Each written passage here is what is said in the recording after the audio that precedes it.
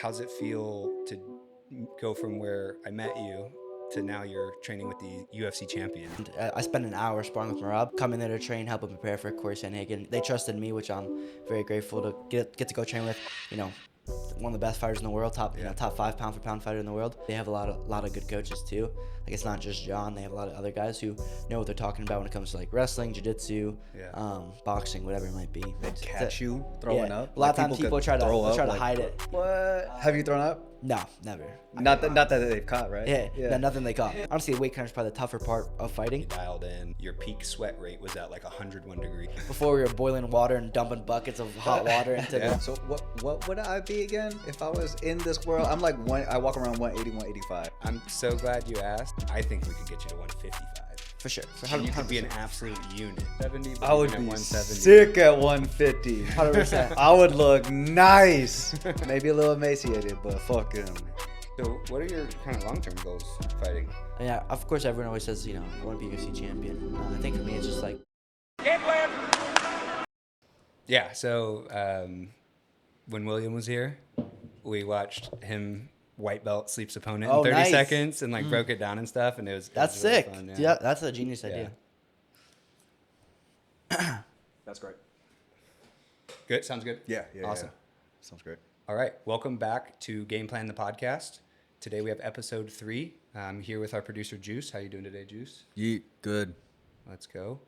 Our guest today is a professional mixed martial artist. He was one of Merab Dvalishvili's training partners for his last title defense. He is a multiple-time Muay Thai champion and competitive Jiu Jitsu athlete. Welcome to the podcast, Jackson. What up? How you doing? We got Jackson Glass here today. Doing pretty good. So me and Jackson have some history. I think it's probably best to start there. Do you remember when we met? I remember the first time, yeah. Yeah, tell me about it. I don't...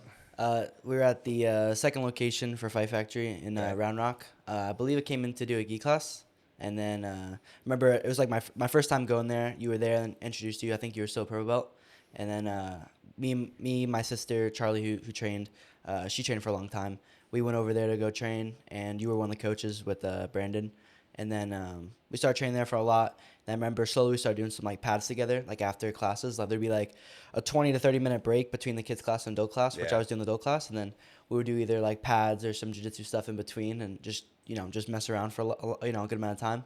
And slowly I feel like our relationship just got closer and closer from there. Because I was still like, I think 12. Yeah. At 12, the first time we met. That's crazy. So that's now 6 years ago. Dang. Yeah. Time goes by quick, Yeah. Goes by quick. So kind of fast forwarding, at some point I was a young purple belt coach trying to find my way, and Jackson's dad offered to drive him around to the different training sessions we were hitting so that his dad didn't have to do it and that Jackson could get some extra training.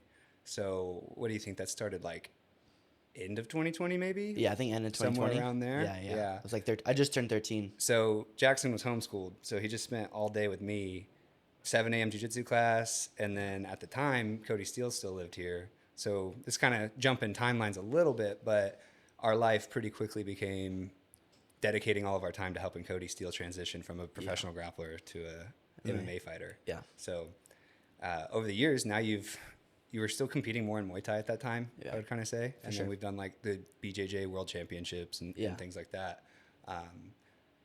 How's it feel to go from where I met you to now you're training with the UFC champions? Yeah. What has it been like the last couple of months, taking all these trips to Vegas and sparring with these guys? Yeah, I think it definitely helped. I think getting to go out there and spend I spent an hour sparring with Merab. We did 12 5-minute rounds over the course of a week. And then we sparred a lot before, but that was like, coming there to train, help him prepare for Corey Sandhagen. They trusted me, which I'm very grateful to get to go train with, one of the best fighters in the world, top 5 pound for pound fighter in the world. And they trust me to come train with him and, give him tough rounds. I do think, like, even though sometimes maybe we're messing around after class and doing these little MMA training, and you see a pad video on Instagram, you're kind of messing around with it. It's like all that stuff does help a lot, or just, spend an extra 30 minutes of drilling. We would do 7 a.m. class to 8, just do no gi, chill for 30 minutes, might go to Whole Foods and grab something, come back, drill for an hour, work on an Instagram reel. It might not get a ton of views, but we're just constantly working and drilling different things, and then train again at noon for another hour and a half, hang out with the rest of the guys, and then go back home and come back and train more at nighttime, And like in the beginning, you don't really think much of it because, I'm just training, but, doing that for 3 years at a time, doing that 5 days a week, it's like it adds up over time, you know. And I think that obviously maybe it wasn't all geared towards me training with Merab. You know, I didn't know 5 years down the line I was gonna be sparring with a UFC champion like that and getting brought out to train with him. But it all just worked out. You know, I think a lot of these opportunities getting to train with these really high level fighters, even like guys coming in. You know, we would have our MMA sessions at Fight Factory. It'd be like, you know, me, you, Cody, a bunch of other people. Keaton was coming in. A lot of really good, talented guys coming in and train with. Even though they might not be UFC guys or Bellator guys, but they're still really talented and coming in and train at a young age. I'm still getting used to training with guys that are bigger and better than me. And so slowly, I feel like I just got accustomed to it really quick. You know, these guys are really good. I had to level up quick, and obviously, no one's being like, you know, a bad training partner to me. But I feel like, you know, getting those rounds in with Cody, where you know he's a lot bigger than me, he's messing with me. It's like he's still, you know, pushing the pace on me, getting me real tired, getting this like kind of fight feeling without even actually having a fight. You know. Yeah, I think a big part of that is the opportunity to have your parents homeschool you. Right. So at the ages of, we're talking pretty much 12 to 16 is about the time that we were kind of doing that routine. For sure. And there's just no other way to get those kind of reps in. Yeah. If you're in school all day, the amount of work we got done by the time kids are getting out of school, it's like you had 2, 3, 4 training sessions. For sure. It's been interesting that not only is your martial arts skill set improved so much, you're a professional fighter now in MMA, but we also did kind of start making content together. Yeah. And so it's been cool to see how well you've continued to do that. And you're totally right. We were such amateurs at the beginning. I still feel that way. Yeah. But I do think just like putting in the reps in on the mat, striking, grappling, it was 100%. Also putting in those reps where now you're only 18, but you got like a pretty substantial following, right? Yeah. And really great connections with like Syndicate and those kind of teams. Yeah, I think like seeing like even though we post a ton of reels once a day, maybe once every other day, it's like getting 4,000 or 5,000 views. But then like eventually you have one that gets 2 million views, 3 million views, and you're like, oh, this is crazy. And you see a lot of like top influencers about it's like they just post it multiple times every day, and eventually you get more people seeing you, just a bigger following, and eventually leads to just more followers. You know, you keep posting, eventually you're gonna get something out of it. You know, I wish I was still better at posting more. I think everyone could probably post more, but definitely helps the more you post. You know, definitely. Yeah, I'm excited to see you get back into the cage. You have a fight scheduled November 21st in San Antonio? Houston. Yeah, awesome. Yeah. So you've got about 5 weeks. Have you started a camp? I think five and a half. Camp's been going good. Nice. Started probably like really seriously like 2 weeks ago. Okay. So everything's been going good. Feeling really sharp for this one. Are you going to be in Austin for the majority of that I think majority of it. If I go to Vegas, it'll just be for like a week probably. Nice. And utilizing probably now Andrew's out there, Andrew Tackett there, and then, you know, kind of the old training partner crew with Cody. Yeah. And I assume, obviously, that's how you got in with the Syndicate team and with Merab and all of them. So actually, I think it was like 2.5 years ago. The first time I went to Vegas was with Cody. Me and Cody, we went together to go train. This was, I think, right before I turned 16. That was like the first time I went to Syndicate, and I was like way smaller, a completely different time, you know. And that was like really when I started to focus on MMA. Like I didn't have any MMA fights yet.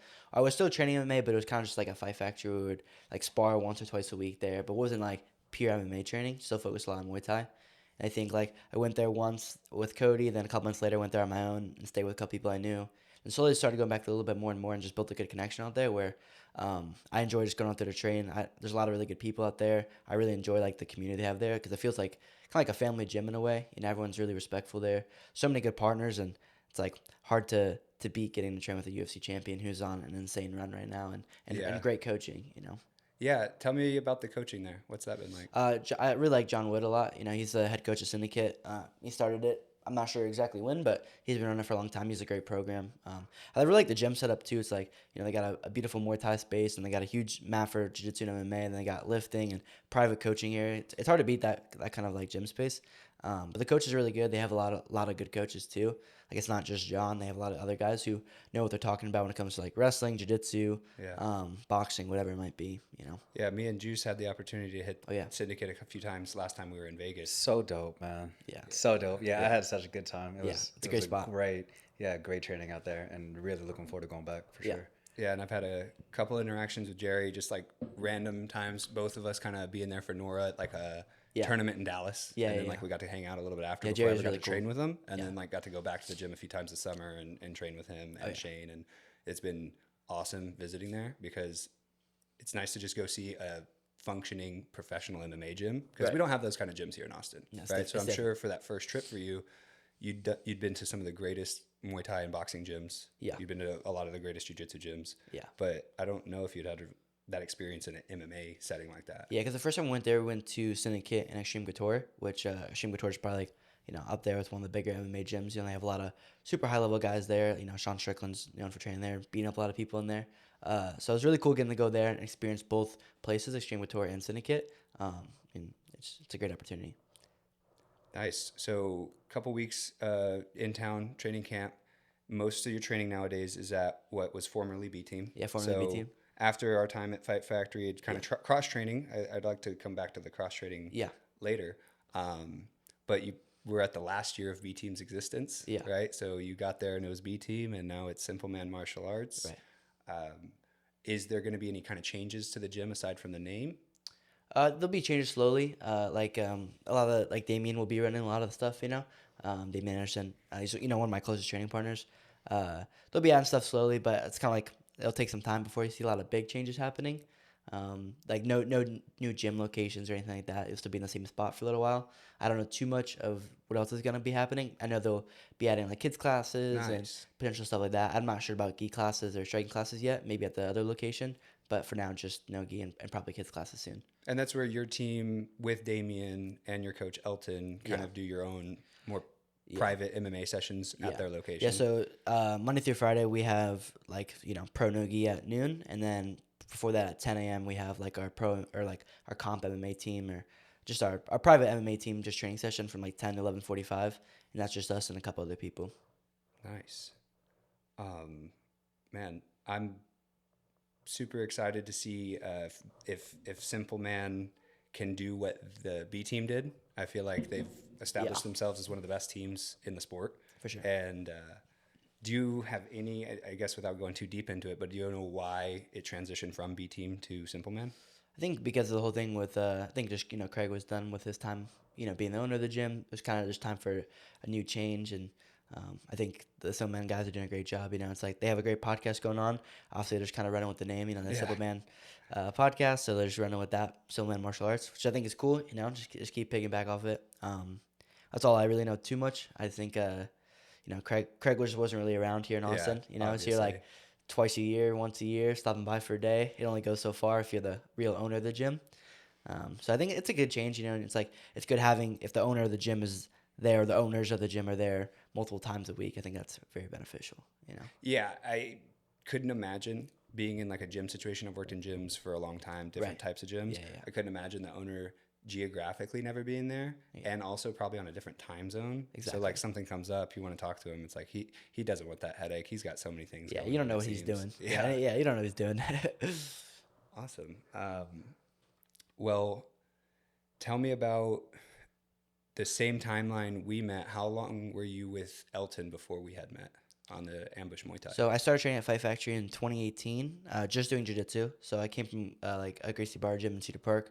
Trained there for I think 6 years, maybe 7 years, and then switched to Fight Factory in late May, early June of 2018. Just did only mostly gi for a year. I would train no gi maybe once a week, and then 2019 is when I started training Muay Thai with Elton, and then because originally they had Ambush based inside of Fight Factory at the old location, so I would do a kid jiu-jitsu class and then train Muay Thai or train jiu-jitsu because it'd be kids and then Muay Thai. Then slowly, Elton opened up his own gym, just 10 minutes down the road. Then I was training there. So I think from 2019 to now is kind of when I've been training with Elton. You started fighting Muay Thai in the end of 2020? Yeah. And then you had your first TBA tournament, and then you continue to go back into 2021 spring? Yeah. And then how many times did you do TBAs, and just tell me about fighting Muay Thai and your experience? So I did my first Muay Thai tournament in late 2020 in Ardmore, Oklahoma, just weird little town, Oklahoma. They just had a big tournament every year. They don't do it anymore, but we had a lot of people from Ambush do it, a lot of people from just kind of local areas, and it was a really good turnout. Really good fights. It would just be 2 rings for 2 days and just fights, for 12 hours a day. So I did my first tournament late 2020. I did 3 fights in 2 days, and then in 2021 I did my first TBA tournament, which TBA is kind of one of the bigger tournaments in North America. It's kind of before COVID. happened, one of the people at our gym was talking about doing it. I was like, oh, I never really heard about it because I always like been following jiu-jitsu for a long time, so I knew about all the big jiu-jitsu tournaments, but I didn't know about the big Muay Thai tournaments. So when I heard about that, I was like, oh, that's really cool. You look at the competitor list, there's like 1,100 or 1,200 competitors for a Muay Thai tournament, which is 4 days long. You would like weigh in on Wednesday, and then if you made it to the finals, you have to weigh again on Sunday. There'd be like a slight percentage allowance. So if you were C class, you got 1%, or I think 1%. B, you got 2%, and then A, you got 3%, I believe. So if you're basically had more fights, you kind of got, a little bit of an advantage getting to weigh a little bit heavier on the finals day. The first time I did it, I only had one fight. It was a good fight. The kid I fought was really, really tough.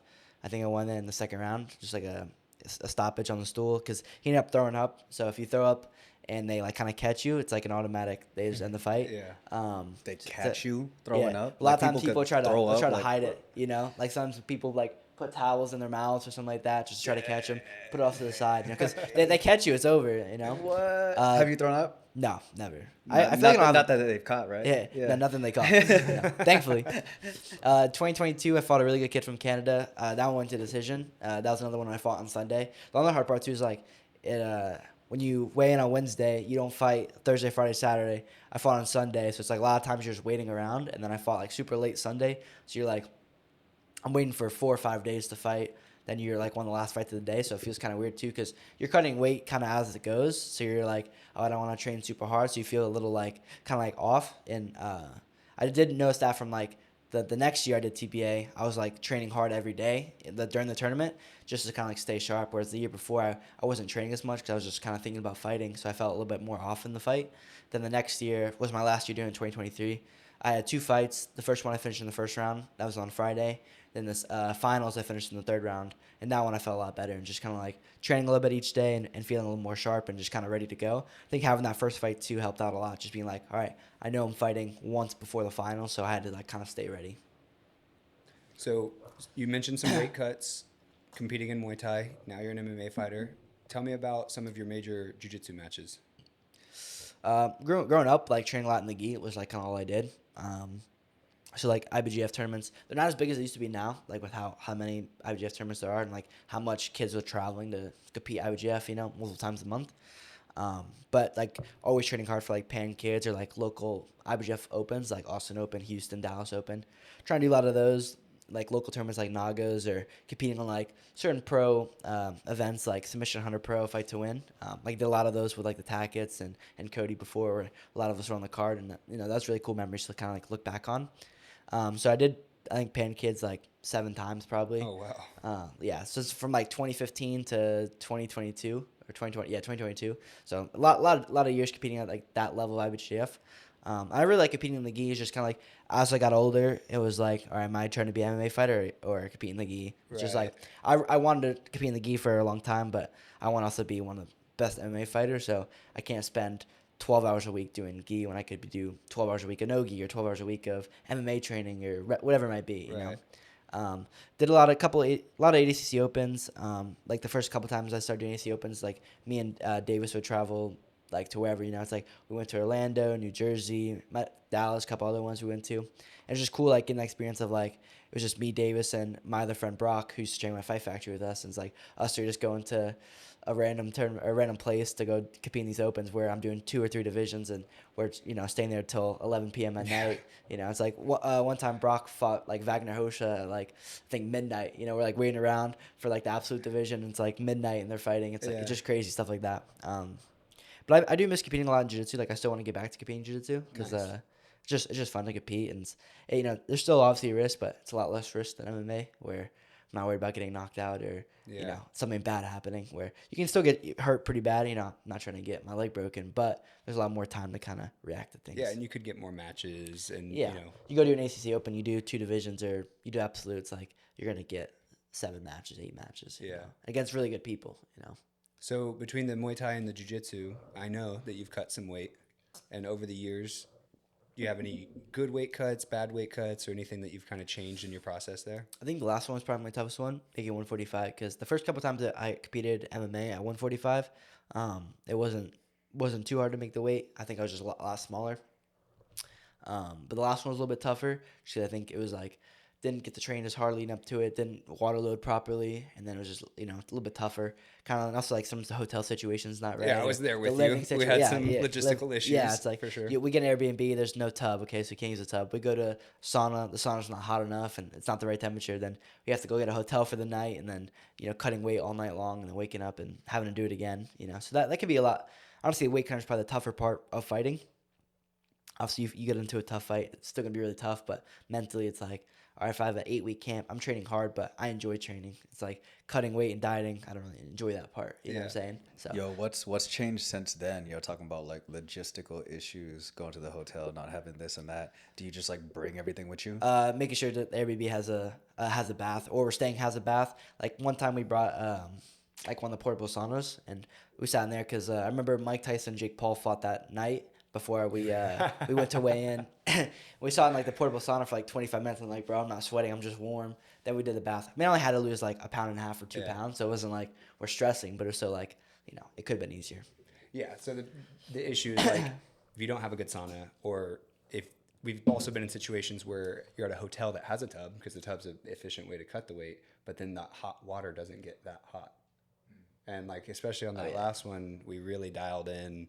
Your peak sweat rate was at like 101 degrees body temperature. Yeah. So it's like you got to get the body to that. If the hot water is not over that, you're not really going to be able to get hot enough to sweat. Yeah, I think sometimes hotels might be safer than Airbnbs, because sometimes those Airbnbs in like a weird area in San Antonio, Houston, it's like the bath doesn't get hot. The bath, it's continuous drain. You got to put a towel around the drain and like stop it from leaking out. You got to keep the hot water. Like before, we were boiling water and dumping buckets of hot water into the bath. It's like it's a real story. Whatever it takes to make the weight cut. You have to do it. So I think, kind of to answer your question, more preparedness, getting as many devices, thermometers, all the things that you might need, like the Mylar foil blankets to put on top of the tub so that it's slightly reducing how fast the water's cooling off. But bringing all that with you and kind of knowing ahead of time what is the weight cut strategy. Yeah. I'm too casual to even have this in my brain space. Well, and you haven't really ever cut weight, right? Nah, not like that. I just And I think, how much weight are you cutting like at a typical time? I don't know. I feel like this is like known stuff for a lot of people, but not for me, man. I don't drop like cutting weight like the week 20 of, pounds or like day before. Yeah, however you're doing. I think like even for me, like I don't technically cut a lot of weight the day before compared to other people. Like I was training with a guy in Syndicate, and he's a featherweight, so fights at like 145, and he walks around like 180, 185. So he's cutting 40 pounds over a span of like 2 weeks. So like day before, maybe 2 days before, he's maybe 157, 158. 160, so it's like he's cutting 12 to 15 pounds over a day or two, and these guys make it, rehydrate, back up to 170, 175, and they're huge 145ers. They weigh 145 for about 10, 20 minutes, and then they're up to 160 before you know it. And how much time do you have to like rehydrate, refuel? Usually it's like between 28 to 36 hours for like local promotions. I know UFC is usually 36 hours though. Okay. Like Fury, it's like I'll weigh in at usually 9 a.m. the day before, then the next day fight between like 5 and 8 p.m. So. Couldn't be me. Did you get to weigh yourself last time to check how much you bounced back? Yeah, I think last time I put up like 16 or 17 pounds. Oh my gosh. Yeah, and within like 24 hours to 30 hours. So that one was probably the most I've put on in that span of time. Because before, like when I was a little smaller, cutting to 145, I'd only put on like 10 pounds on, which isn't that much for guys that are fighting 145. They're coming back like 180 the next day, So now I think it's like I'm more the proper size for that weight class, even though like people look at me like, oh, how do you make 145? It's like because these guys that are way bigger than me fight at 145 and have to. Because like if I fought at 155, it's like there's guys like Cody who's way, buffer than me, and he's considered a small lightweight. It's like they look at Cody like, oh, he can make 145. It's like there's no way Cody's making 145. You know what I mean? Like when people say that, like they look at Cody, I'm like, dude, that guy cannot make 145. So what would I be again if I was in this world? I'm like I walk around 180, 185. I'm so glad you asked, and I'd love Jackson's opinion on this. Yeah. Because we have so much experience with this. Yeah. And I always, forever as a coach, I'm looking at people and I'm like, all right, here's where I think you'd really fit in. I think we could get you to 155. For sure. And you could be an absolute unit. You 100%. would need like the 36 hours type thing. I think day of weigh-in, you couldn't go that low. But you would, if done in like the scientific way they say now, where like he's talking about water loading and affecting your salt, you can get a lot of water out of your muscles, and you have a lot of muscles. God, So you damn. could do a giant water cut. For sure. So is you would insane. probably need like a full-on nutritionist and like a weight cut expert. But when we look at it, like what he's saying from the perspective of what weight class do you really fall in dealing with these weight cuts, you would go down pretty significantly. Like MMA, that's- I would argue like lightweight for a That's professional. lightweight. Jesus Christ. Maybe amateur at 170, but I would even be at 170. sick at 150. 100%. I would look nice. Maybe a little emaciated, but fuck him. I think you could keep. I think you'd look pretty sick, actually. God it would damn. But I already know you well enough that the side he's talking about with the dieting and the weight cutting, because it's weeks on end of being in a calorie deficit, I think mentally that would be the hardest part. For sure. You'd love how you look, but you would not feel good. For sure. Have you? I know weight cutting's hard, right? It sucks. Yeah. It's not fun. Do you find it particularly easy at this point since you've gone through it a number of times, or does it still suck? I feel like it was like a wave. Like when I was younger, it was easier because it was like I wouldn't have to cut as much because I'd be like, all right, the week of, if I'm even 7 or 8 pounds, it's like, all right, I just won't eat for 2 days and be fine. You know what I mean? It's not the right way to do it at all. But like, all right, I'm not gonna eat for 2 days, or I'll go to the sauna for 2 hours. But now it's like I have to do 7 or 8 weeks of locked in on this plan and continue doing that, and then the whole 5 week process. So I think it's a little bit harder because you have to be disciplined for longer rather than being like, I'll just do it within a couple of days. Even though like I've done it a lot before, it's still harder because I haven't done this way for my whole life, because a lot of times you just compete around, like especially jiu-jitsu, it's like you're doing IBJJF, you don't want to cut 15 pounds the night before, because then you have to weigh in and compete immediately, Yeah. It's like I'd rather just fight at a weight class where I feel comfortable for jiu-jitsu day of, and just be like, all right, I don't care if these guys are really good or they might be a little bit bigger than me, because I feel fresh. I'd rather feel fresh than go down to a lighter weight class where I might be bigger than somebody, but feel like I can't train for more than a minute. So you've never done like a bulk or anything, have you? I just got bigger over time because I feel like I would cut a lot of weight and then kind of not compete for a little bit, maybe, or just kind of like go on a vacation, come back and be a lot bigger. Like in 2022, I fought at 113 when I was like walking around at 130. So I cut down to 113, went on vacation for 2 weeks, came back, and I was 140. Dude. I put on like a lot of weight. Dang, you were like 16 at the time, or so? Just turned 16. Yeah. I think. God, you made 113 at 16. Or no, 15, but still. Still, that's wild. Yeah. So, was it intentional to do like a Muay Thai career and then the Jiu Jitsu matches all kind of with the plan for MMA, or were you just loving martial arts and combat sports, leaving your options open, and then kind of sticking to the thing you liked the most? I think I just always wanted to compete in a lot of different martial arts. Like if I had the opportunity, I would have fought in boxing, but I found a Muay Thai gym first, and I fell in love with that, and then found the right coach for me and was able to compete in that. So I'm very grateful for competing in that. Same with jiu-jitsu. It's like I started with jiu-jitsu first. I think a lot of people don't know that because they just see me post about me, striking or just training MMA, so they see a lot of like striking stuff.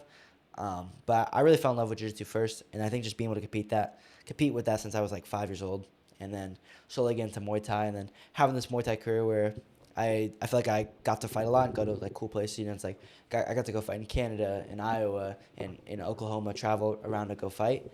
I think it was great for me because I got to experience competing in everything before mixing it all together. I got to compete in gi jiu-jitsu, no gi, Muay Thai, and then put it all together in MMA.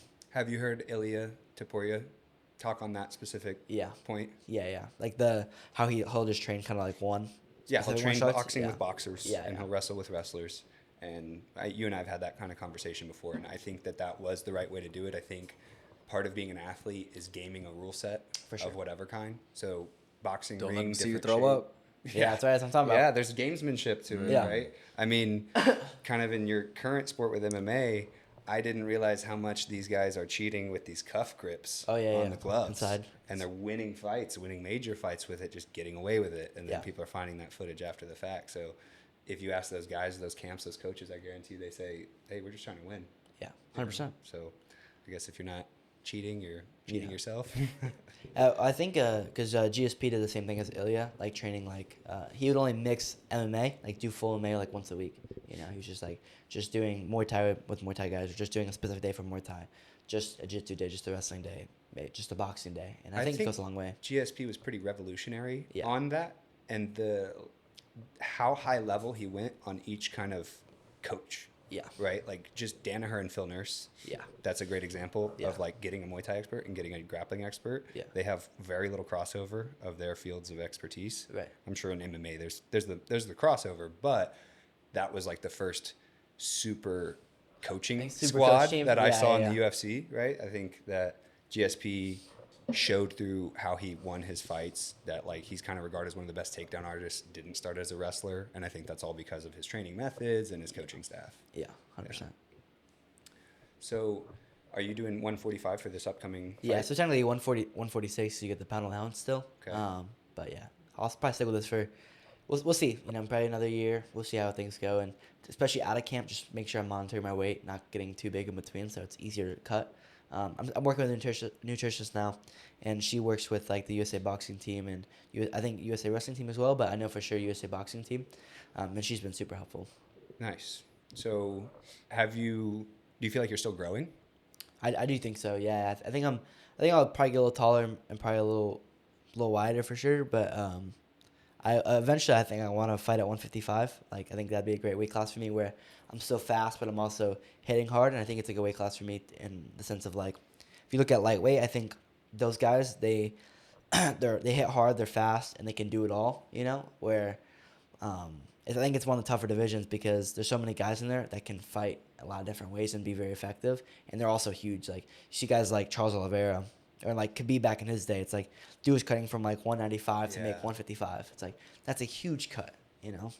But I've seen guys your age, 18-year-olds, professional grapplers, more so. Yeah. And everyone kind of says it, oh, when this guy gets his man strength. And then we've seen that. We can give the examples of, say, the Rotolos and the Tackett's, right? They were extremely competitive as teenagers, but once they hit about 2021, you could see that shift. So I imagine for you, there's going to be a similar thing where it's like you got a couple more years before you're really That's why I think, too, in. also not getting to those bigger weight classes because at a young age, and that's the fact of, like, if I'm fighting 145 and below, there's still going to be big guys, but you get to the 155, the weights that those other guys are walking around are so much higher. You know, it's like, all right, 140. I'm fighting 145ers. They're probably walking around to what I'm walking around at. You know, 160, 170s. Maybe some guys a little bit higher. Maybe some guys are at 160s. You know, not that much bigger than what I walk around at, or around the same. I fought at 155. If I'm only walking around 170, 175, those guys are walking around 185, but they're a lot bigger than me. They might be a lot stronger than me. Where when I'm 18, 19, it doesn't make the most sense to fight those guys now. Whereas, like, all right, I'll do the cut to 145 where I might be a little bit bigger or their size, you know. I'm not giving up a lot of size to these guys that are cutting this huge amount of weight or they're just a lot bigger than me, like naturally bigger than me, you know. It looks like you're being pretty patient on taking your fights. Yeah. What kind of schedule are you looking to keep for the next couple of years on your MMA career? I want to fight 3 times a year. That's the plan. This will only be my second fight this year. Just that, had a hard time finding opponents for the last one and then had some issues with the last fight. And then I was supposed to fight in October, couldn't find an opponent. And then finally got one for November 21st. But starting next year, I want to try to get at least 3 a year while still competing in jiu-jitsu. Nice. So any specific jiu-jitsu organizations? Are you looking for super fights, I imagine? Super fights, I want to do West Coast trials in like late March, early April. But I also would like to try to get onto UFC BJJ. I think it'd be a sick rule set for me. I think with getting to compete like those 5-minute rounds only helps with MMA, and also like I feel like I can go pretty hard for 5 minutes and then have that rest in between, especially in grappling. You know, I'm not worried about getting punched in the face or kicked in the head, so you can go pretty hard and feel pretty reckless. Well, without like, you know, there's a lot of repercussions. Yeah, I think that's where you have a huge advantage as being like a MMA fighter now with the 5-minute rounds and the 1-minute rest, but also having that background of doing rounds for your Muay Thai fights. Because when I saw the CJI 1 rule set, which is the same 5-minute round kind of thing, I was like, oh, the grapplers aren't used to this. Yeah. If you come from striking, you're used to getting little feedback from the coach, sitting on the stool, understanding with your body what it's like getting a minute. You're still going to be tired each round you go back into it, but it's a different thing than jiu-jitsu's never really had rounds up until very recently. Yeah. So I think that the background that you have in having done that before is definitely going to help. And I would love to see you in that bowl because you're very dynamic and you love doing cartwheels and flipping over people. Right. And we just saw Andy hit like a super cool flying back takeoff of like running his opponent up the wall or up the bowl a little bit. Right. So yeah, I could see with the right opponent that actually wants to wrestle against you, that you sure. guys would be looking like Andrew and Hanato, just That'd flying be the all over plan. that place. Yeah, for right? sure. Yeah. A sick match. So that's exciting. I hope you get on there. I mean, you know, there's a rematch I'd love to see you have with like Tristan Sains. Oh, that'd be awesome. You guys are Yeah. just like top of the game. I don't know if your weight classes kind of match in a, I think about the in a same. good Like spot. he fights 70 kgs. I would probably do that for grappling. Like I think fighting grappling at 155 would be ideal. Just because I wouldn't cut to 145 for grappling. It just makes no sense, seems you know. like a hard push. But 55 would be cool, man. I'd love to have a rematch with him, especially like he's winning a lot now, and he's competing a lot, especially in, like the opens and stuff like that. ADC Open's doing really good. He won who's number one, so I think it'd be really cool. When was y'all's last match? Last June. Last June. Yeah. So just over a year ago then. Yeah. Wow. So It a seems lot's a lot happened longer. in this Yeah. last year. A lot That's has wild. changed. Yeah. So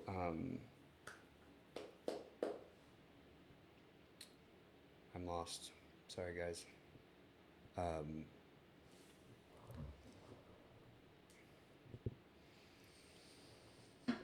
Sorry, that's what we got editing for, baby. You know what I mean? Now I remember. So you were at Fight Factory. You were at Ambush. Yeah. You go to Syndicate.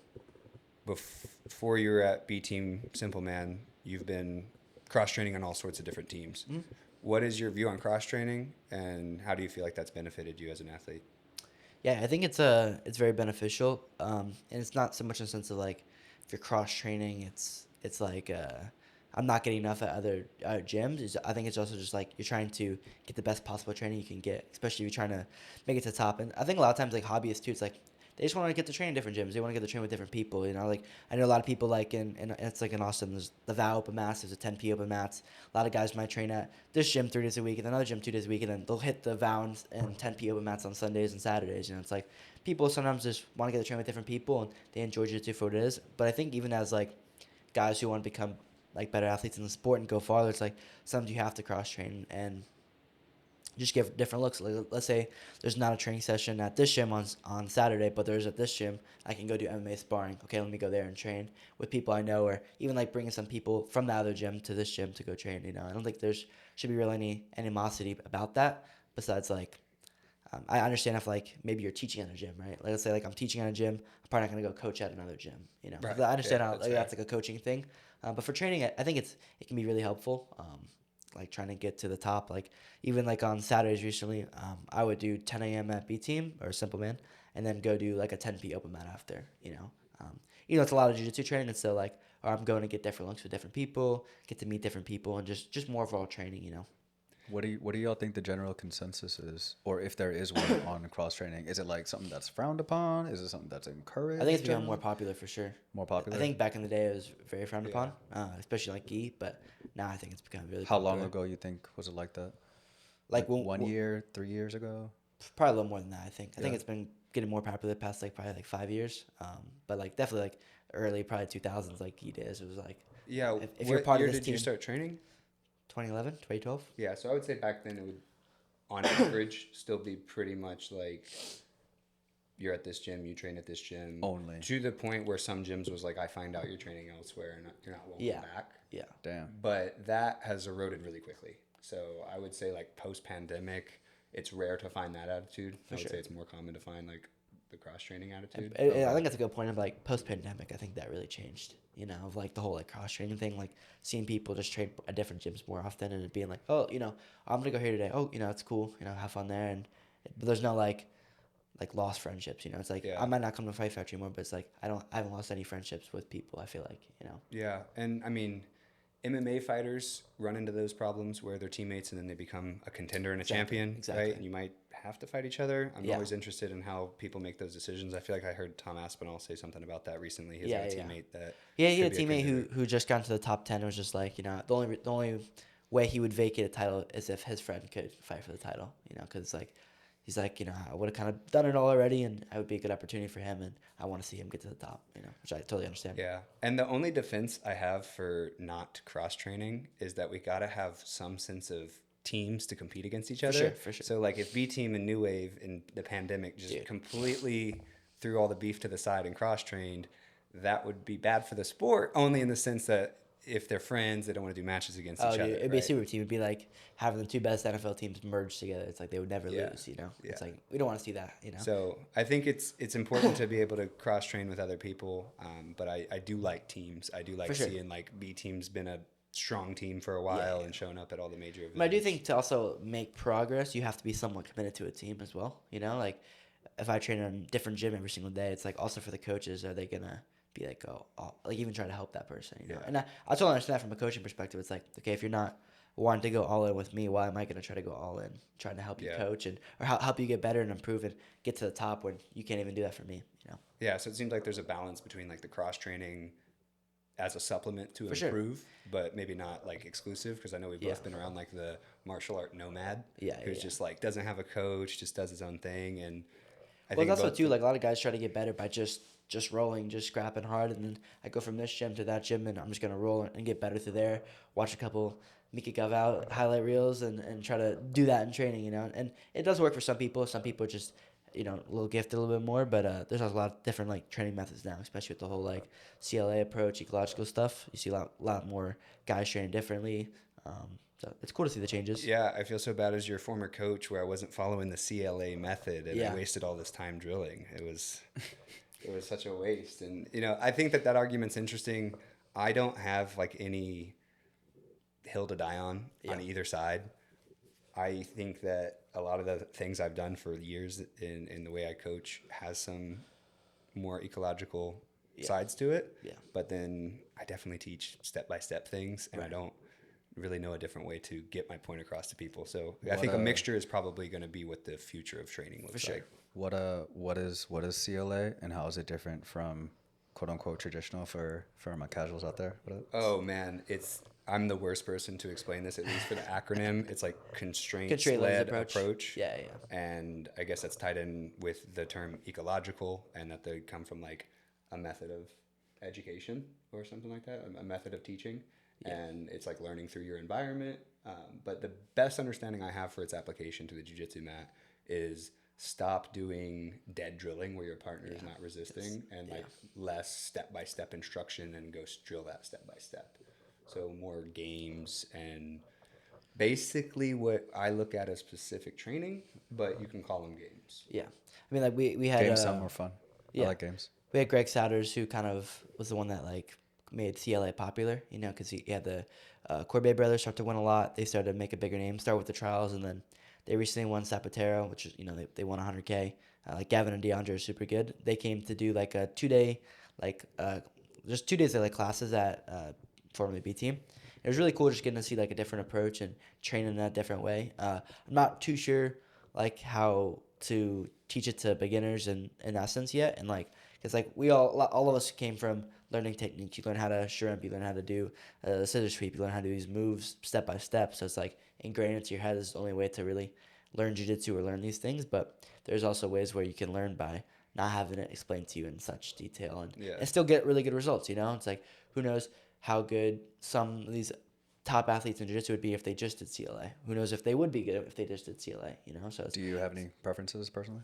I like both. It's just hard to pick one over the other. Like I think drilling there's such a place for drilling because it's worked for so many years, But there's also the sense of like, okay, what if instead of drilling, how good would these people be if they just did CLA? Because there's a lot of benefits to it in the sense that like you see these guys coming up really, really quick and getting really good. And you see a lot of guys now in jiu-jitsu starting to take it over. Like for the CGI camp at B Team Simpleman, we were doing some CLA stuff and it worked really well. And when Greg came to do the classes, like when he was teaching, it made a lot of sense to me, and I really enjoyed doing the games because you see how a lot of things can connect together without having someone to tell you like, this 8-10 step jiu-jitsu move that might work, but if you do one thing differently now, it changes my whole plan, Do you think that is a similar concept that could be applied outside of, it seems like it's just like a jiu-jitsu thing, but can it be applied to striking too? I'm like mad ignorant when it comes to striking. So we tried to do it. We actually had a meeting with Greg after when he came. So like me, my striking coach, Damien, and my other friend Diego, who trains with us.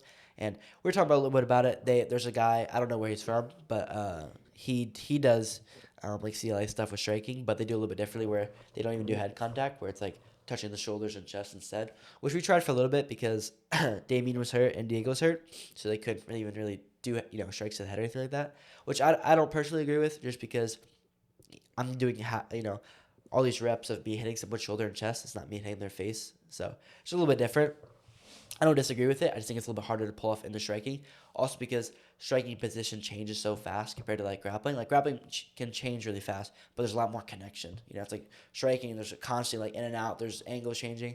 Grappling, like if we tie up on the feet, okay, there might be some movement, but there's a lot more restricted. If we're in a closed guard or a pin position, it's like if I have a body triangle on somebody, they might move a lot for split time, but once you control them, the position's pretty static, Yeah. For sure. I feel like the ecological method to training a striker would be like getting in fights.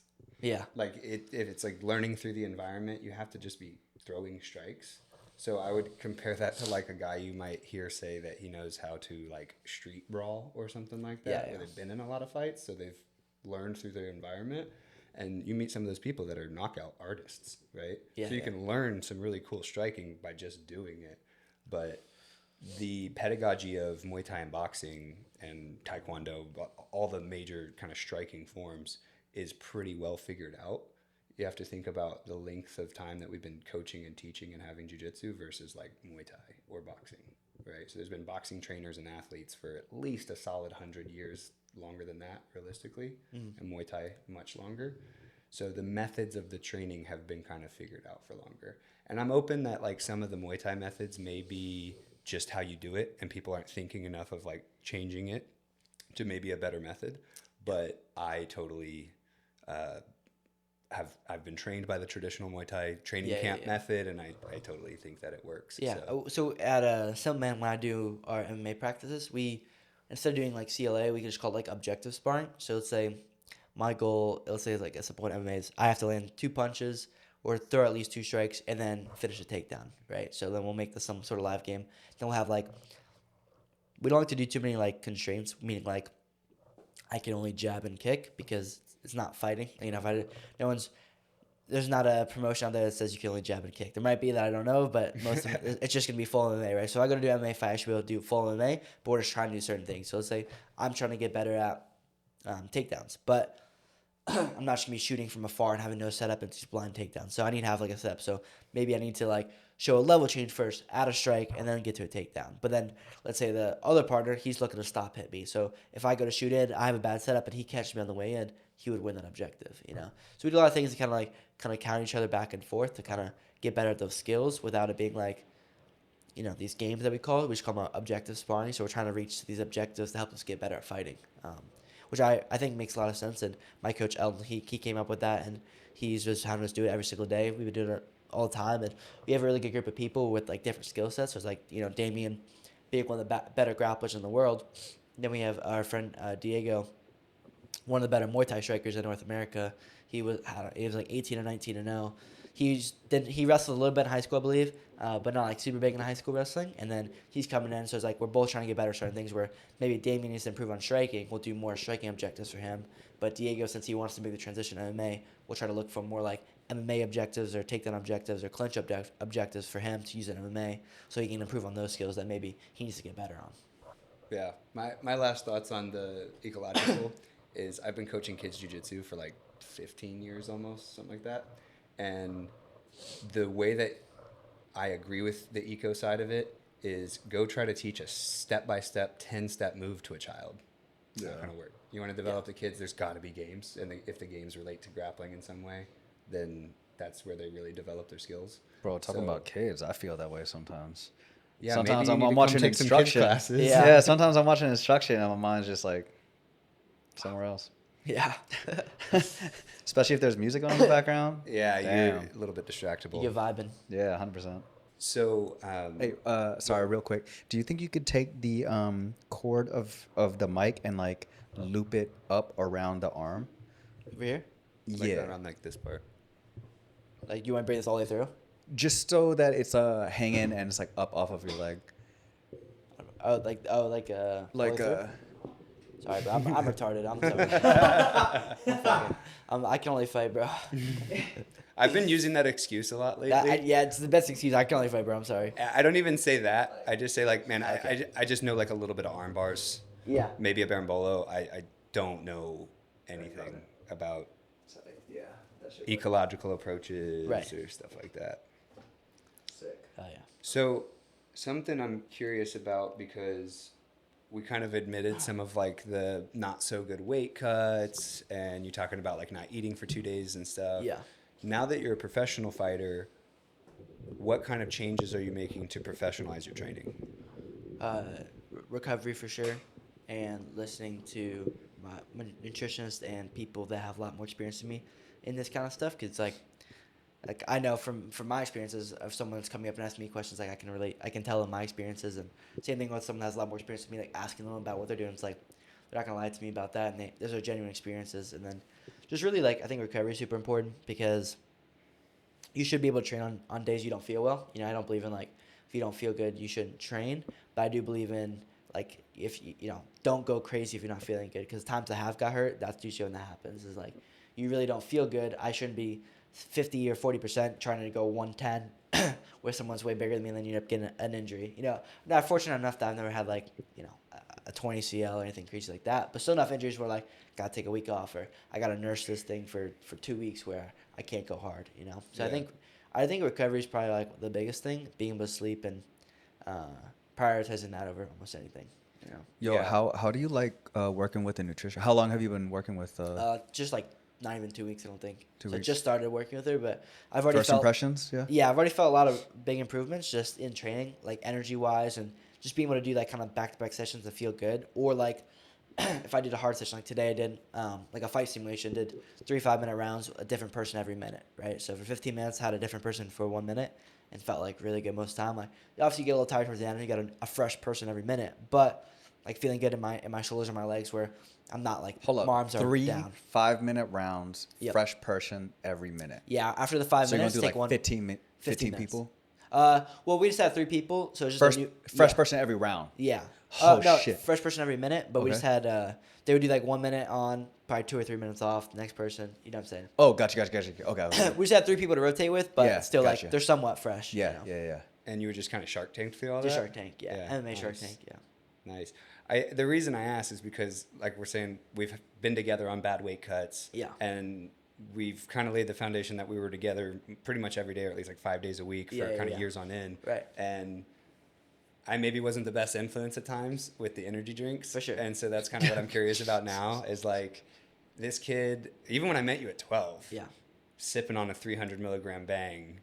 And then by the time we were on the road traveling and doing tournaments and stuff, we'd be hitting gas stations in sure. between training sessions or when we're on the road, and it'd be like 2-3 energy drink kind of days. Yeah. So what happened to make you kind of register that was bad choice as an athlete, and like what changes have you made? I think just having an addiction like that, where I just needed it every single day when I don't need it, where now I'm training better, I'm sleeping better, doing pretty much everything better than I was before with energy drinks. I just thought that I needed it just because I would train a lot and be like, oh, I need an energy drink to save me, or I'm not going to train well, you know? It's just a Yeah. crazy way to think, you know, because like there's plenty of people that didn't need an energy drink to train well, you know? And I shouldn't need an energy drink to be like, if I don't have this, I can't, you know, do a single leg, you know? It's kind of a dumb way to think, you know? How long have you been clean?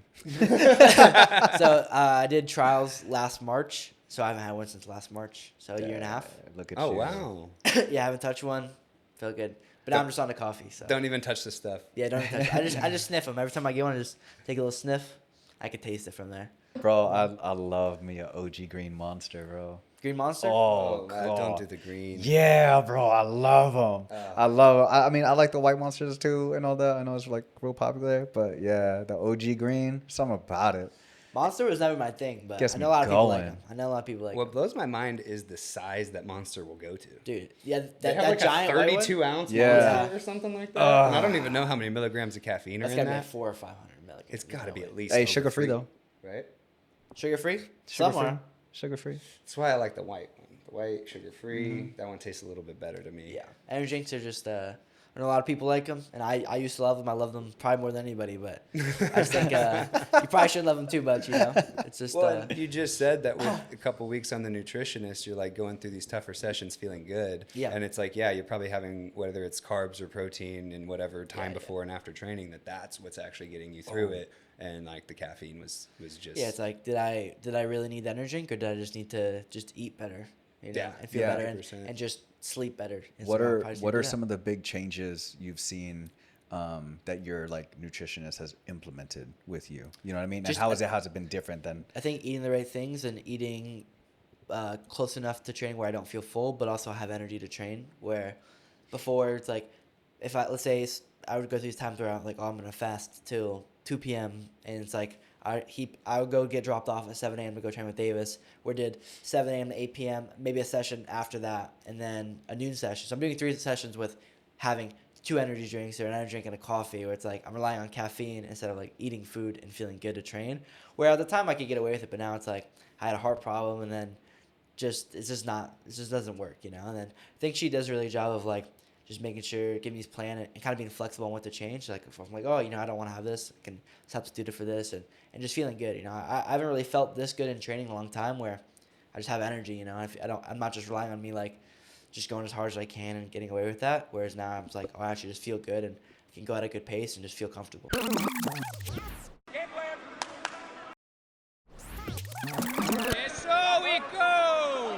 You know. Do you find that those trips to Vegas help you like pick up things from the other professionals that are like regular Yeah. fighters, people like Merab? Well, getting to be around those high level fighters, but also like going to the PI and like they have, you know, the coolest equipment, all the dietitians, you know, getting to see like also having friends that work with the dietitians, and then them talk about like how easy it is for them, and oh, this changed my life of like I'm doing these crazy weight cuts now. It's like it's an easy process, you know. So Yeah. my friend Damien, he used to fight at 145.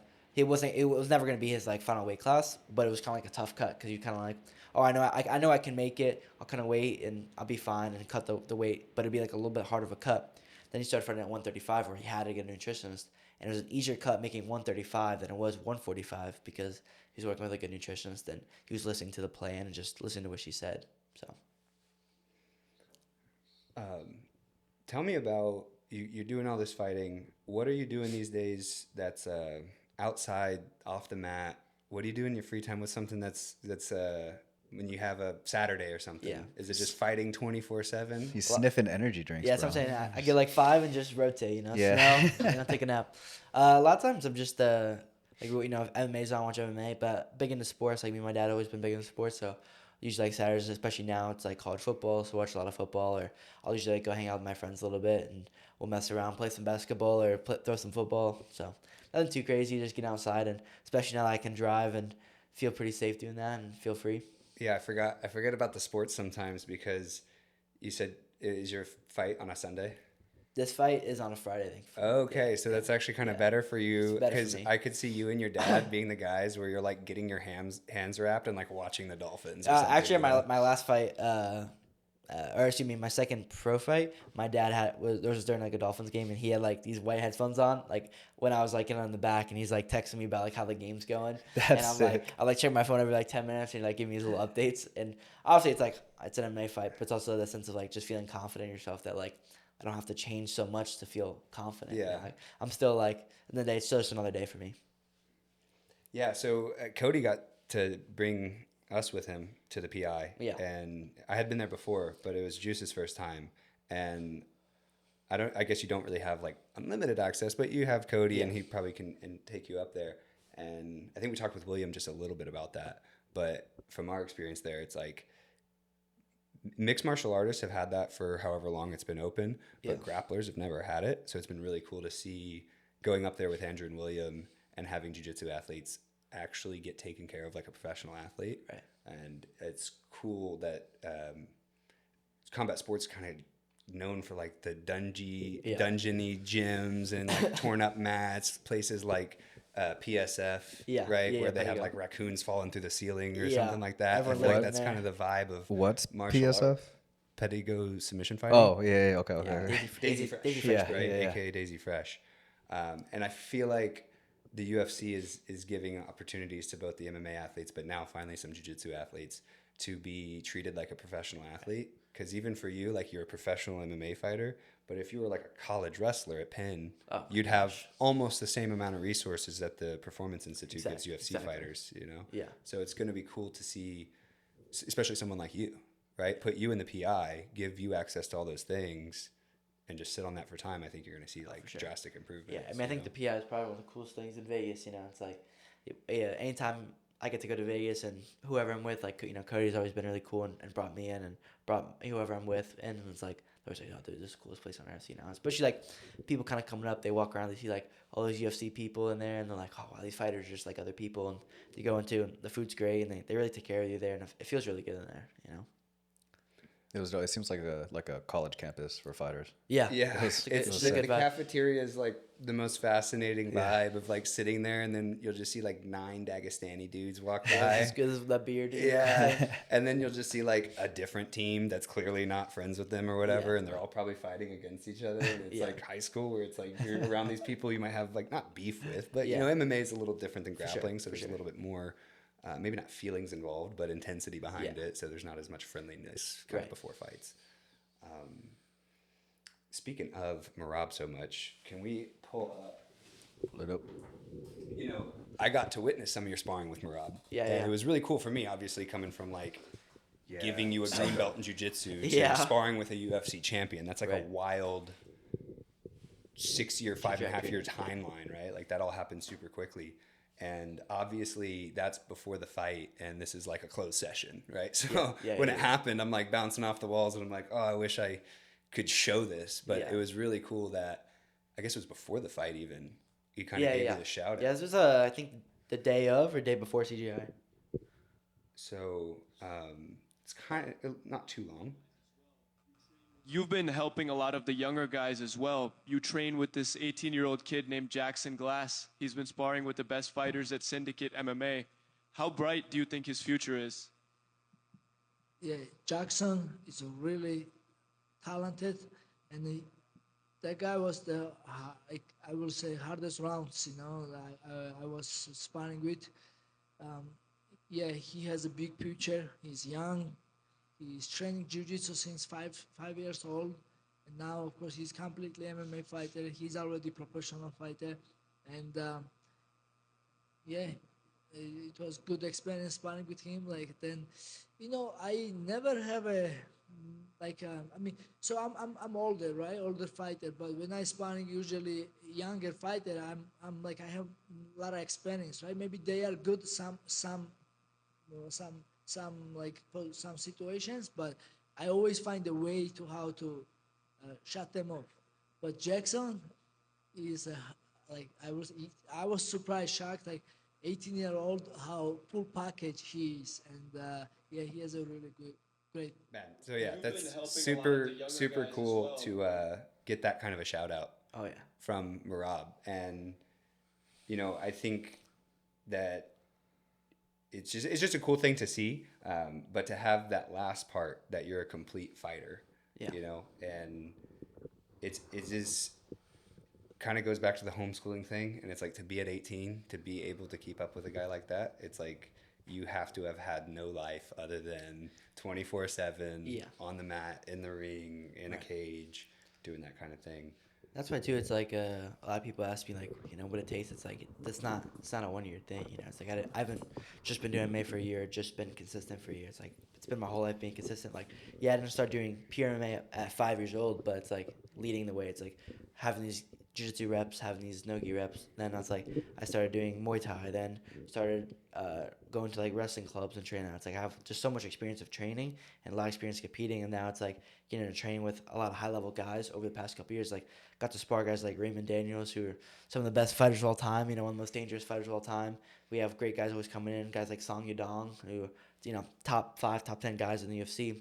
Then like getting to go spar Merab, it's kind of like slowly kind of inch my way up, like unranked UFC guys, really really good guys, top 15, top 10, top 5, you know, and then slowly to UFC champion. You know, it's like also getting like really cool guys like Dvalishvili who take care of me. It's like I go out there train with him. He's always been super respectful and helping me get better and always giving me tips and pushing me to get better. You know, I'm super grateful for that experience getting to train with those guys because I feel like it kind of what separates me from a lot of other people is having those opportunities not just to kind of train every day, but also training with high-level UFC guys or even just really, really good guys in general where I'm getting pushed and they're really trying to make me get better and I'm doing my best I can out there, you know. Yeah, so now that you're, especially around Andre, we've kind of both been around him in different training environments for, I guess, years now. Yeah. And you know, he's a good example because he's been in the UFC for so long. Right. And especially being able to work with the rest of the team at Syndicate, but specifically Merab.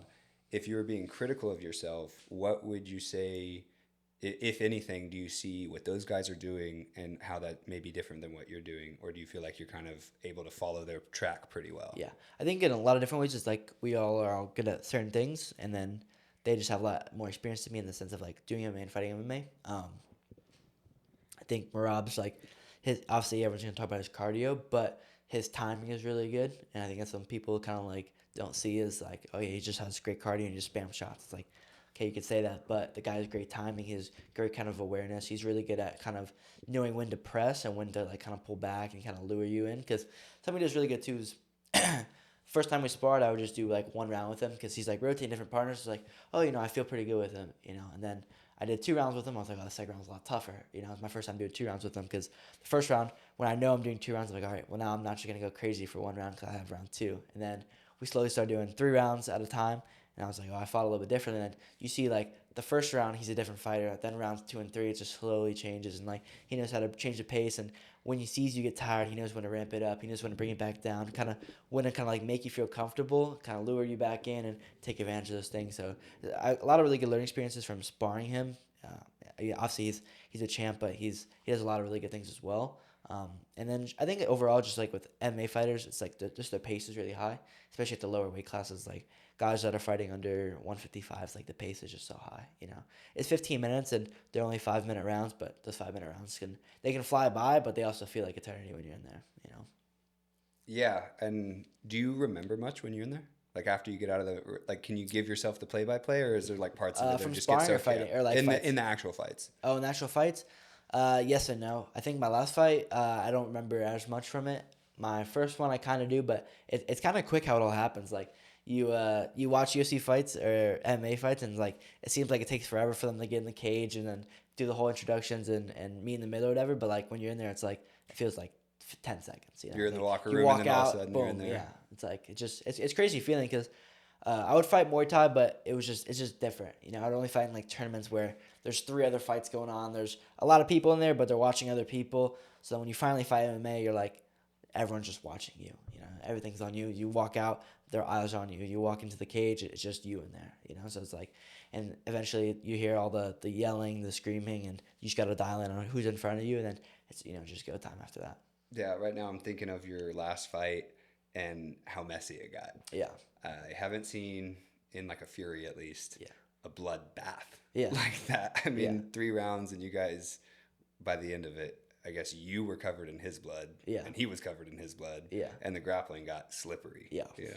That's probably the one thing I wasn't expecting because like you grapple a ton with rash guards. Even with sweaty, you can still like snag onto things, but you fight MMA, it's like a slippery cage, slippery like guys got on shirts on, the backside was slippery. I mean, the blood might have been slippery too. I don't even know, but it's like you just start to lose positions way easier. Then I'm like, oh, this is completely different. You know, that's why I think MMA you just have to prioritize just top position over submissions or like these better jiu-jitsu sequences or moves like off your back. It's just so hard to pull off because it's so sweaty and like actually being able to hold people down is like it's so much harder than people think. You know, because especially when you fight like a good MMA dude or train with good MMA guys that aren't jiu-jitsu guys.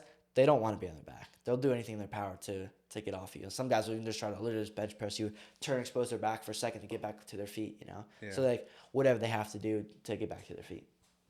So, what are your kind of long-term goals fighting? I mean, of course, everyone always says, you know, I want to be a UFC champion. I think for me, it's just, like, I want to be, like, renowned as or like kind of seen as someone that kind of like changed MMA or just seen differently from other people, you know, because there's UFC champions that kind of be forgotten or really good fighters that can go be forgotten, but like even Conor, he won his belts and he did really good, but regardless of the fights he lost, it's still Conor McGregor and he changed MMA forever in a way of like he's just seen different than anybody else, you know. John Jones, I feel like was seen differently. Khabib was seen differently. So GSP. So I kind of want to get to that level. Wow. So not even UFC champions enough, but you got to be like a I think pioneer yeah, or something like that. I think that's like the goal is different. It's like I think if you just look for UFC champion, if you get there and you win it once, you kind of like you're already cutting your goal kind of short. Whereas like if I'm thinking like long term, it's like how can I be one of the best to ever do it? Then I have to do these things or figure out how I can change MMA in the way of like not just being one dimensional or just being a jiu-jitsu guy or just being a grappler or just being a boxer. Like really try my best to change it and be different. It's like obviously there's the fighting, then there's the personality side to it, and there's the whole kind of like build up to the fights. Like Conor might not have been the best fighter, but he dang put on a good show every time he came out to fight, and the whole lead up was or crazy. his like the press conferences, Yeah, right? yeah, He's it's like- stealing people's belts and just kind of And always it's up to antics. You still see edits to this day about Conor, and he hasn't fought in 3-4 years now. It's like no one really cares that he hasn't fought. I mean, his name's still talked about today, and the guy hasn't fought in 4 years. Yeah. It's rare when someone doesn't fight for 4 years and their name is still talked about. Yeah. So So you've talked about, we've talked a lot about our time kind of coming up through jiu-jitsu together and I mean kind of old school gi jiu-jitsu and like the quick transition to the modern no gi and then to MMA. And I know a lot of the people that have made a big impact on you, but tell me about how your parents have kind of brought you up in this fighting world.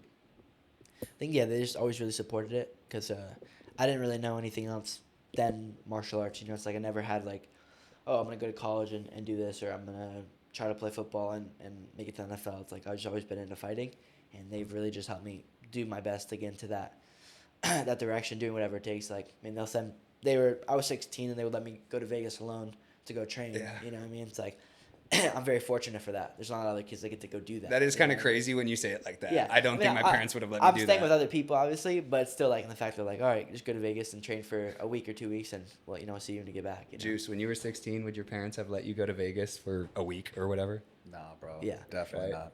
Yeah. Definitely not Sin City. That is Definitely like not. a crazy Yeah. opportunity, right? But I know your parents pretty well now, and it's super cool to see all of you young athletes that did the homeschool thing Yeah. and then have the supportive family, because I hate saying it, but it's kind of gonna be the requirement in the future for these kind of combat sports athletes, in my opinion. I think it's gonna be extremely difficult to make a later in life transition, and I think the younger you start, the better opportunity you have, and even more so that even 2 sessions a day, not just the one after school, but being able to train in the morning. I mean, it's just hard to see like somebody, if both guys are really talented, but the other guy has double the amount of time at a high level gym. It's like I would put my money on the guy that's gonna have, if their talent's close by, but they both work hard. The guy that's gonna have more amount of time is probably gonna be the better fighter. And by no means do I think it's like for everybody, right? For I don't sure. think everyone should do homeschooling, and I don't No, think no, no. everyone should just like commit their life to that. But just like what we always make jokes about, like I guess for football or something, like you got to start at 5 years old. Yeah. Or else you're not really gonna get a chance. Or maybe even baseball is a better example, right? They get so competitive so young, and just like all those other sports, I think jiu-jitsu, MMA. I mean, I feel like Rory McDonald was like the first wave of that, Right. where it was like someone like you, but I don't even know, more than 10 years ago, right? Probably quite a bit more than that. But he was the first like complete package, like what Merab's saying, Yeah. right? He could strike, he could grapple, he could do submissions. But I think by the time you're whatever age he got into the UFC and stuff, I think you'd be able to outcompete guys like that, just Yeah. because like the evolution of it all. For sure, and it's just like kids start at a younger age and then they're getting into so many sports. Like I think, like for me, if I would do it again, I would have tried to get into wrestling at a younger age, because I think wrestling is one of the tougher sports, competition wise and training wise, because never done like went to a club and the practice isn't really hard, or like the kids aren't trying hard, even if you go against kids who aren't very good, they're still trying really, really hard, and they're pushing the pace, and it's like you could be way better than them, but they're trying so hard that it's a tough round, so you don't really get like these easy rounds, and coaches are always trying to push you. So I think wrestling is probably one of the best ways to start, and just learn how to move your body, even like me training jiu-jitsu at at such a young age, it's like it doesn't really matter that I was learning certain moves over and over again at that age. I'm learning how to move my body, and I'm getting used to these repetitions of like, I know how to survive here, and just kind of the discipline of training and being able to focus and And learn being these things. coachable. Yeah, being coachable. That's a huge one. Yeah. Being coachable is so important. I feel like that's probably a big part to do with being welcome into Merab's camps and fitting in at places like Syndicate, right? If you're a 16-year-old and you go up there and you have a poor attitude, and you get feedback by a professional MMA coach, and you kind of either don't listen or whatever, then I doubt they invite you back for more training against better partners. Yeah, it's like I've been going to Syndicate for like 2.5 years, couple times a year, and then I don't know if Merab was started there when I was going there, but I know he like maybe like the third time I was there, he was training there and stuff like that. It was just cool to like slowly like get to train and work in with those guys, because as you start to go there, I see like more and more UFC guys start to go there, and just like really good people. I'm like, now I get to really work in with these people and be a part of this. When you probably went from like, man, I see that guy on TV to like, oh, he's like my friend now. Yeah. Now I see him and we talk and get to hang out, and everything's cool, I think there's some good stats on like the UFC's champions and things with like your point about wrestling, like base for MMA. And the good news is whether you want to be an MMA fighter or a grappler, I agree with you on wrestling as like a start. Yeah. And the point you're making about going against the room where they're going hard, nothing beats like a middle school and high school wrestling room where they're your age and your size and you're fighting for that spot on the team or something like that. Sure. And that's where we both know wrestlers, they just get a different level of grit, right? You've been around jiu-jitsu guys forever and you've been around some wrestlers, and it's like, tell me which one you think is a little bit more tough mentally. For sure. It's even times you have like Jason, I get to train with Jason off at Fight Faction, like it's just different. It's like you can just feel when someone has just been trained a little bit harder than others too, I feel like, just by their kind of aggression and training and like how they feel. So that's why I feel like even just me wrestling twice a week has helped a lot. Yeah, I go to this club called 512 Outlaw. It's pretty close to like Cedar Park area, Lander area, and they've helped me a lot. Like I really like the coaches there, and the training's really good. Every time I go there, I'm like, all right, I'm gonna get a good sweat on, and I'm excited to train. Yo, I think I've seen them, or they popped up, or somebody sent me something about them, and they have an open mat. I believe so on Wednesdays. Yeah, I think so. And I usually go Monday, wrestling, Thursdays. Yeah, like just exclusive, right? Yeah, like no grappling, no like jiu-jitsu grappling, just all wrestling. Juice, do you have wrestling shoes yet?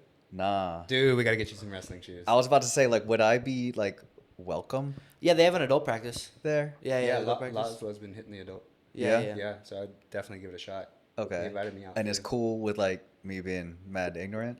Yeah, you do what you want. Okay. He tries to shit on himself all the time. And it's like, I know you haven't gotten to train with him as much lately, but I know you know what this guy's capable of. He's like, I'm ignorant. I don't know any wrestling. I don't, And it's I mean... I can't put my seal of approval on that statement. You definitely know a few things. How long you been training now? Coming up on 4 years now. Yeah. Come on. Coming up on 4 years. 4 years, pretty really consistent. Come on.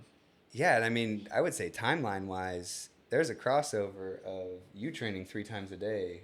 Yeah. And running I've never into seen him for 2 of them. For sure. Yeah. Yeah, for sure. Juice put in a ton of work when he started as a white belt, and it paid off. That's pass that torch to Vibes. Yeah. What up, Vibes? What up, Vibes? I was scrapping with him today, dude. Yeah. He's such a unit, bro. It's so sick. That boy thick. Well, man, it's been nice having a chat with you. Do you have any like places besides your Instagram that people can get more information or more stuff about you? Just usually Instagram. I don't have a YouTube yet, but I just want to shout out my strength and conditioning coach, Hunley Performance on Instagram. He's really helped me a lot. Been working with him since March, and he's one of my favorite people, and he's really helped a lot with just my training and feeling confident in movement. For a while, my biggest thing was my mobility and being able to move and feel explosive, and I feel like he's changed it a lot. So just shout out to him. Yeah. Well, and as a coach of yours, Yeah. I would say that like the strength and conditioning was something that was kind of left off, right? Yeah. The striking was a priority, the grappling was a priority. Yeah. The skill portion. But as you get older and you become a professional athlete, the strength and conditioning is such an important thing. So it's really cool to hear that you got the ball rolling on that. Yeah. I'm sure when you start eating more and working more with a strength and conditioning coach, like you have not met your final form yet. Oh yeah, definitely not. I'm sure that We're guy still will getting there. blow you up a little bit. Oh yeah. So are you already planning any transitions to 155? Or are you just kind of taking things as they go? Just taking things as they go. Taking this fight, trying to stay around the kind of weight I'm at like after I fight. Just taking my time. There's no rush. I'm enjoying the whole process, and I'm grateful for every day getting to go train and hang around the people I want to be around. And I just want to keep let one day at a time. And obviously I have the goals, and I know I'm not going to stay at 145 forever. But it's like I'm focused on right now. You know, so Yeah.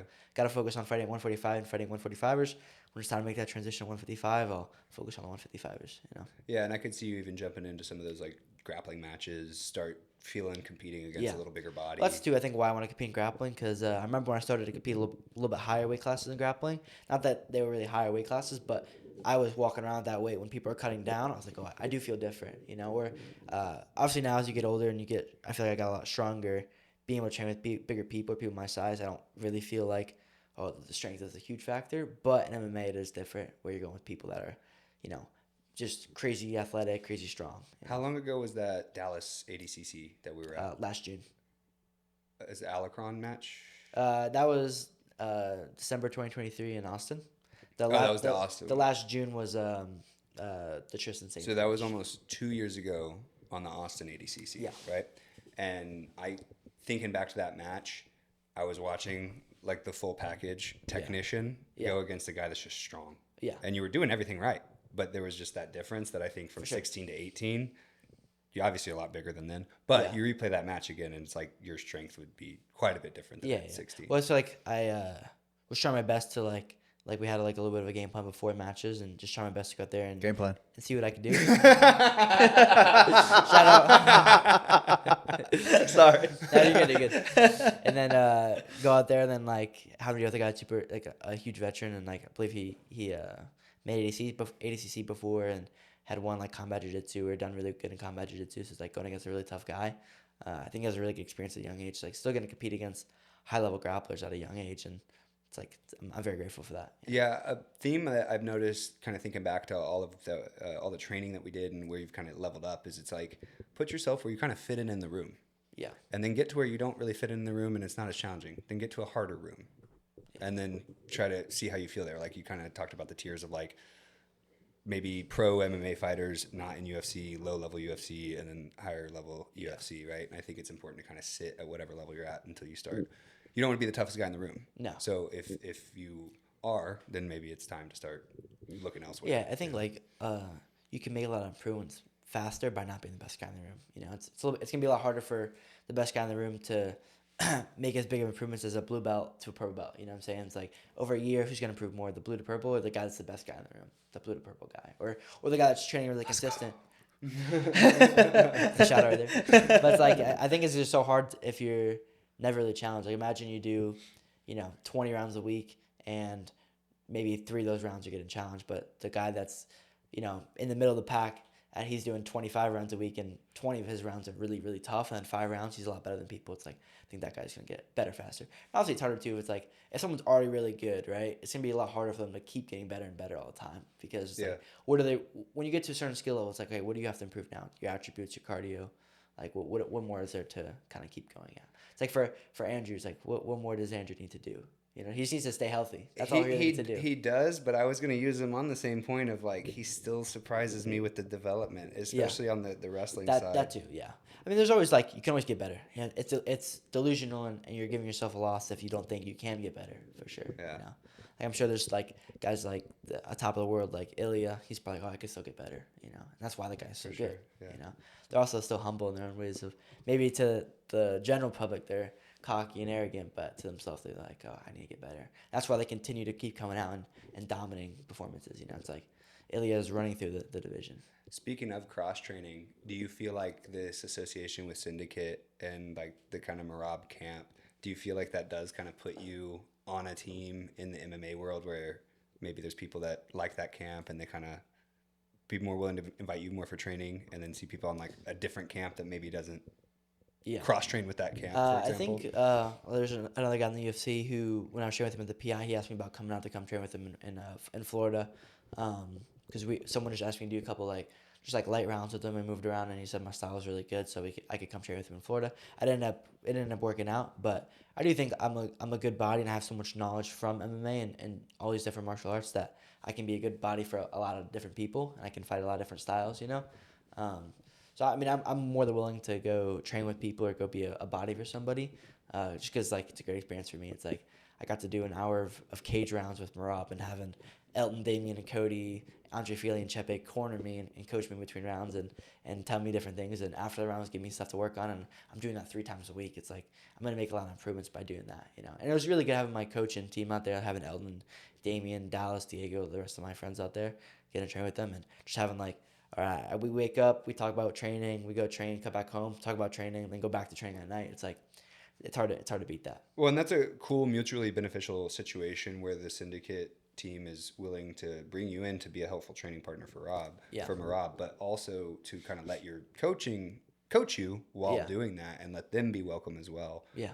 So that allows you guys to still work on you while helping out their team. So it's cool to see those kind of collaborations happen. And I think that you have like a particular place in both jiu-jitsu and MMA of just being kind of like the neutral guy. Yeah. That's like, I think a little bit has to do with being younger, where people are like, oh, he's a kid, so it's all right. Like, we don't put too much like judgment on it. Sure. Because I do know that MMA camps kind of have a line with the cross training. And again, kind of goes to the same point I was saying earlier of like, nobody really wants to see guys that are training partners go fight in the UFC octagon because it's going to look like sparring. It's not going to have the same effect as for sure. There's a little bit of... Especially even like, it's like William and Cody had a jiu-jitsu match at the trials a couple years ago, you know? Yeah. And it's like, that is...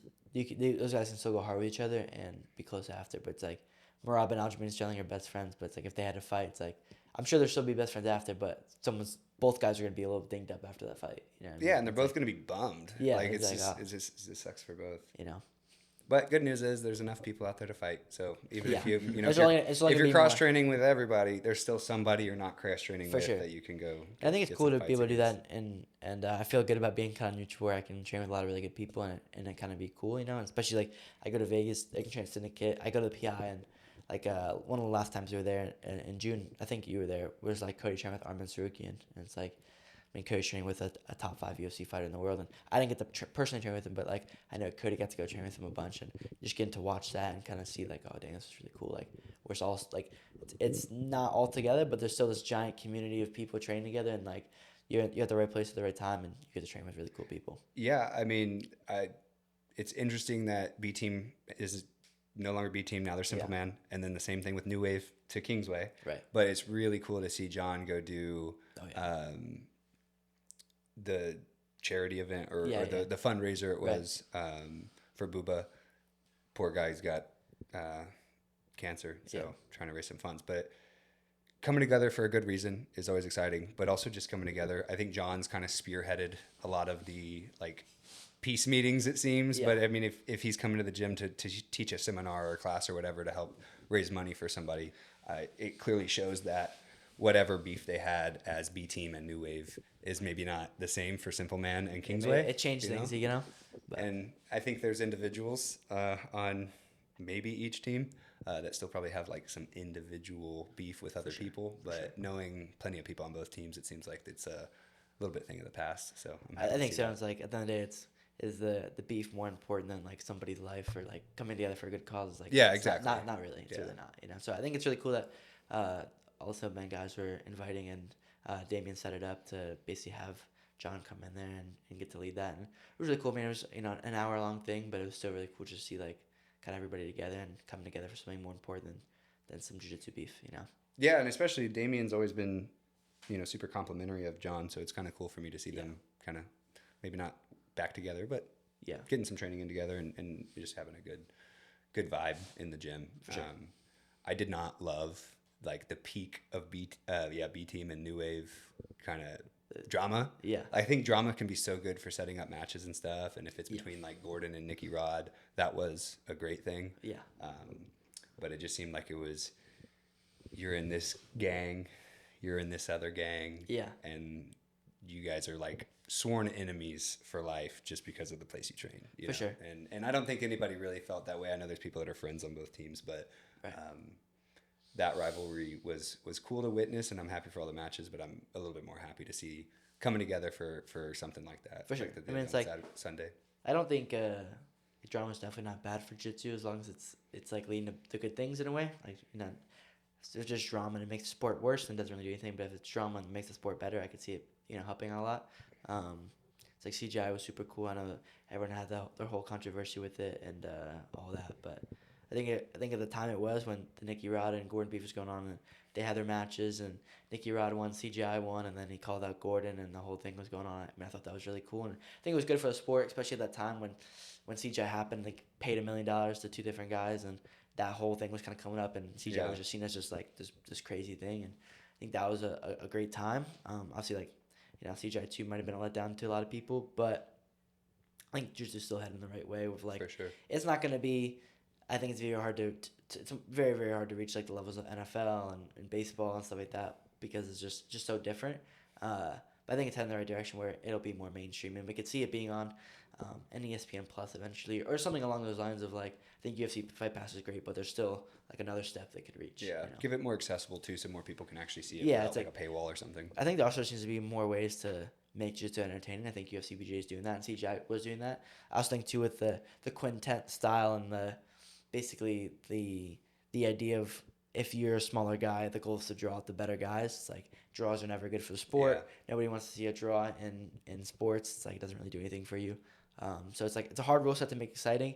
Like there was exciting matches. You know, there's good times when you see the Dorian have kind of dominate Felipe Pena, and you know Pena just came off a sub, then he goes and fights Dorian, and then Dorian's fresh and coming after him, and then you just see stuff like that happen. And it's like, oh, it's really cool, really exciting. But out of the however many matches happened, there wasn't too many exciting ones compared to CGI 1, where it's like every single match is like you have the Tackett's and the Rotolos just coming after people. You have Nicky Ross and people left and right. You have, you know, Joseph Chen out there, just a little bit different, you know. Yeah, I mean, we were there for both. Yeah. And CGI 1 was insane. I mean, had me It was dope. captivated the whole time. And CGI 2, it was still good. It was still amazing matchups, but I agree. I think the 8-minute timer and the quintet on day 1, especially without the submission bonus, clearly made some people kind of stall things out. I was glad with the adjustments they made on day 2. But on the point on making the sport entertaining and reaching a larger audience, you are an example I kind of talked about with William of like being a young athlete that will wrestle in a jiu-jitsu match, or like say if you put you in UFC BJJ, you're going to stay on your feet until they take you down or you take them down, right? And I think people rightfully are critiquing Mikey's like flying crane, crescent crane, whatever that Karate Kid stance. Yeah, his praying mantis stance. And as much as we all respect Mikey, he's the best. Like he's so good. But I think on that point of overcoming those gaps on getting more exposure from more people, I don't think that kind of movement is what's going to do it. And I think your style is more entertaining, more like Andrew's style. And I was wondering if you think that guard will still stay as relevant on like pulling guard, or do you think that there's going to be an evolution where people get that much better at passing, or it's just too hard to get leg locks and submissions off your back? And do you think people will start standing, or do you think there will always be like the jiu-jitsu guy that just plays guard? I think it's for jiu-jitsu, it's good to have the jiu-jitsu guys do jiu-jitsu, right? So it's like pulling guard. The Levi Jones Larry's who's like, I'll just pull guard and do my barimbolos, and even though it's Noki and whatever, I think that's great, you know? I think the Mikeys are great, but I do think if we want to make the sport bigger, it has to be some sort of change. Like, I remember a couple years ago, William Tack was talking about like a different rule set to make the sport exciting, because I think there has to be. I think UFC BJJ and CGI did great with the 3-5s. You know, I think it's a great rule set, but there might be something else to. That's more just the time, right? Not necessarily the rule set. It's like there might be something with a point system to make it more exciting. Where I think William talked about where takedowns basically scored higher. There was like -2 for guard pulling. There's certain rules where you had to stand for a period of time. I don't remember exactly what William said, but I remember him bringing that up. I was like, oh, that sounds pretty exciting, because at the end of the day, people want to see excitement, and if you have 3-5s and these guys are just playing guard for 2 of it, but there's not really any attacks or any submissions, like it's not going to get more fans. If you show somebody this match and they're like, oh wow, this is not exciting at all, they're not going to watch it, when they can go watch MMA, they can go watch Merab shoot 50 takedowns, or watch go watch Alex Pierre just chomma people and stuff. It's very hard to be like, all right, watch 2 guys play guard and do 50-50 for 10 minutes, or watch this guy just try to knock the dude's head off for 10 minutes. Yeah, I've started to see the memes of like sending people their first jiu-jitsu to match to watch of like Andrew versus Cade, and I've done it. I've showed multiple people that have never really seen professional jiu-jitsu. I'm like, watch this, and that will kind of maybe not be a good example of what the sport looks like, but an example of where what It could be. you Yeah, know? and it's like it's gonna be very hard to say like, oh, every match is gonna look like that because it's not possible. You know, it's like Andrew and Kate are the Forrest Griffin, Stefan Bonner of jiu-jitsu. You know, Hey, But, talking about rule sets to help the sport grow. When we had William on, we were talking about stalling. yeah. In particular, is there any like I know people get like called for stalling, right? And they either like stand them up or reset or something like that, or do like penalties. When there's like get down rules in some organizations. Yeah, EBI does that where like get down, roll, they'll flip a coin, and start like either like double underhooks from like butterfly guard or stuff like that. But I think rule set wise, probably get some hate for this, but I've never been a big fan of EBI. I just think EBI is one of the dumber rule sets in a lot of ways because it doesn't make the sport better in the fact of like you could get dominated for 10 minutes or 8 minutes, whatever the duration is, and then get to start in a fully locked armbar or start on somebody's back and have a chance to win. And you could do your whole training camp just working on EBI and win a tournament like that. Stall and then finish in the end. And be somebody, and it's like, what is the goal of jiu-jitsu? It's to show who's better at jiu-jitsu or better on that night. It's like by holding someone in an armbar or holding someone on the back for longer than the other person doesn't really show you that you're better than somebody at the whole jiu-jitsu thing. You know? Yeah. For UFC BJJ, how does stalling work for UFC BJJ in particular? I think they're still working through the rule set. Okay. I don't think it says like clear. Like we've spent a lot of time with the ADCC refs and judges, right? And they're pretty dialed in with how it works. How is it with ADCC? So ADCC has 2 judges at a table and a referee, and the referee doesn't count the points. So one of the table judges does, and so it leaves the referee to just like start and stop the match, and then like they talk to the athletes a lot. And that's my favorite rule set per the refs like discretion is they're talking to him. Sometimes it borders on like what sounds like coaching because like the ref's there to kind of like instigate the fight a little bit or like make the match be more exciting. And I think that more of that energy in the UFC BJJ would be helpful. And the other problem we're talking about rule sets with Mikey is he only came out like that because of their rules say that you can't just sit guard like exactly. You can in ADCC, right? So that rule puts Mikey in the situation where he has to do like a half a pull or whatever. Or give a butt takedown. At this point, I'd rather just let Mikey sit down if he wants to butt scoot in. And all know he's going to play guard. I'm fine with watching him play guard, but then him having to do this crane posture thing just to be able to pull guard seems kind of silly to me. And then it should just be on the ref at that point where if Mikey pulls and he just evades or something, or if he pulls and the other guy evades, that referee should be giving warning calls, I need action, and then there should be a penalty quickly if they don't respond to the warning. Is there anything like a clock that runs for stalling? You know, I'm thinking clock. In my head, I'm thinking like a shot clock, for basketball. But is there something like a stall They do clock? shot clock for wrestling. I think there just needs to be, like, there can't be these minutes gone by where there's no action. You know, it's like it's just so hard to show people jiu-jitsu in general that if there's no action for 3 minutes, it's like, all right, this isn't making the sport better. You know. I want to say that the IBJJF does have a shot clock though, right? Because there's rules for certain, on like stalling, double guard pull and stuff like that, and like let's say. But even on stalling, I think there's an amount of time that has to go by because the only before you can position even you can't get stall called from for is it. back control. Yeah, I want to say back mount. control or mount. Yeah. Yeah, those two. So. But I do believe that. I lost my point. Sorry. No, I'm sure you're right though. It's like let's say we have a double guard pull. It's like they're counting it. You know, it's like they have 30 seconds to make a move or stand them both up. And it's double penalty. You get 4 penalties. You're disqualified. Because I'm thinking back to the whole watch thing, right? Like there's a few things on the watch. Yeah. The double guard pull, like the belt tie. Yeah. But having watched athletes get penalties and DQs from stalling in IBJJF, I've seen the watch look. So I do think that there's like a certain interval in that rule set for if they like, okay, I see stalling happening, but they can't just see it once and penalize you.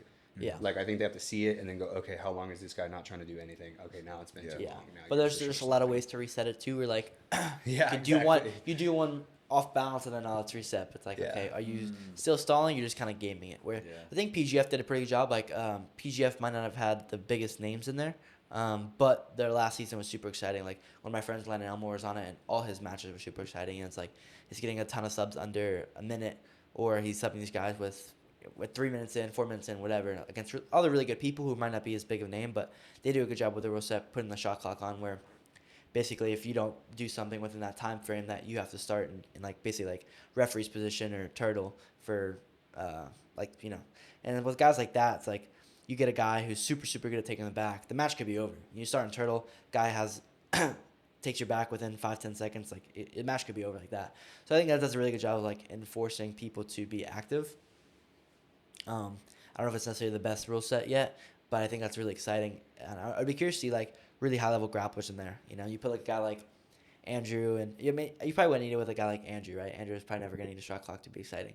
But you take guys who maybe would need it to be a little more exciting, or see how much better their game is, or see how much more happens, you know? Yeah. Well, and like you're talking about like how much of a veteran Merab is and how he can like hit the throttle as needed. Same kind of thing with professional jiu-jitsu athletes. We've seen plenty of them that they're really highly skilled guys, and they clearly kind of like lower their throttle because they don't need to do more, right? And that comes from experience of guys that they kind of know, like Merab knows, okay, this is the time to pull back a little bit. Okay, now this is time to push. Yeah. I think it's also different in jiu-jitsu too. It's like now that the rounds are more popular too, like you see a little more different kind of like approaches to like pace, but also like before when it's like these 15-minute ADCC matches, like how hard are these guys going in the no points period? Not very hard, you know. It's like points go on and you see a complete shift, you know.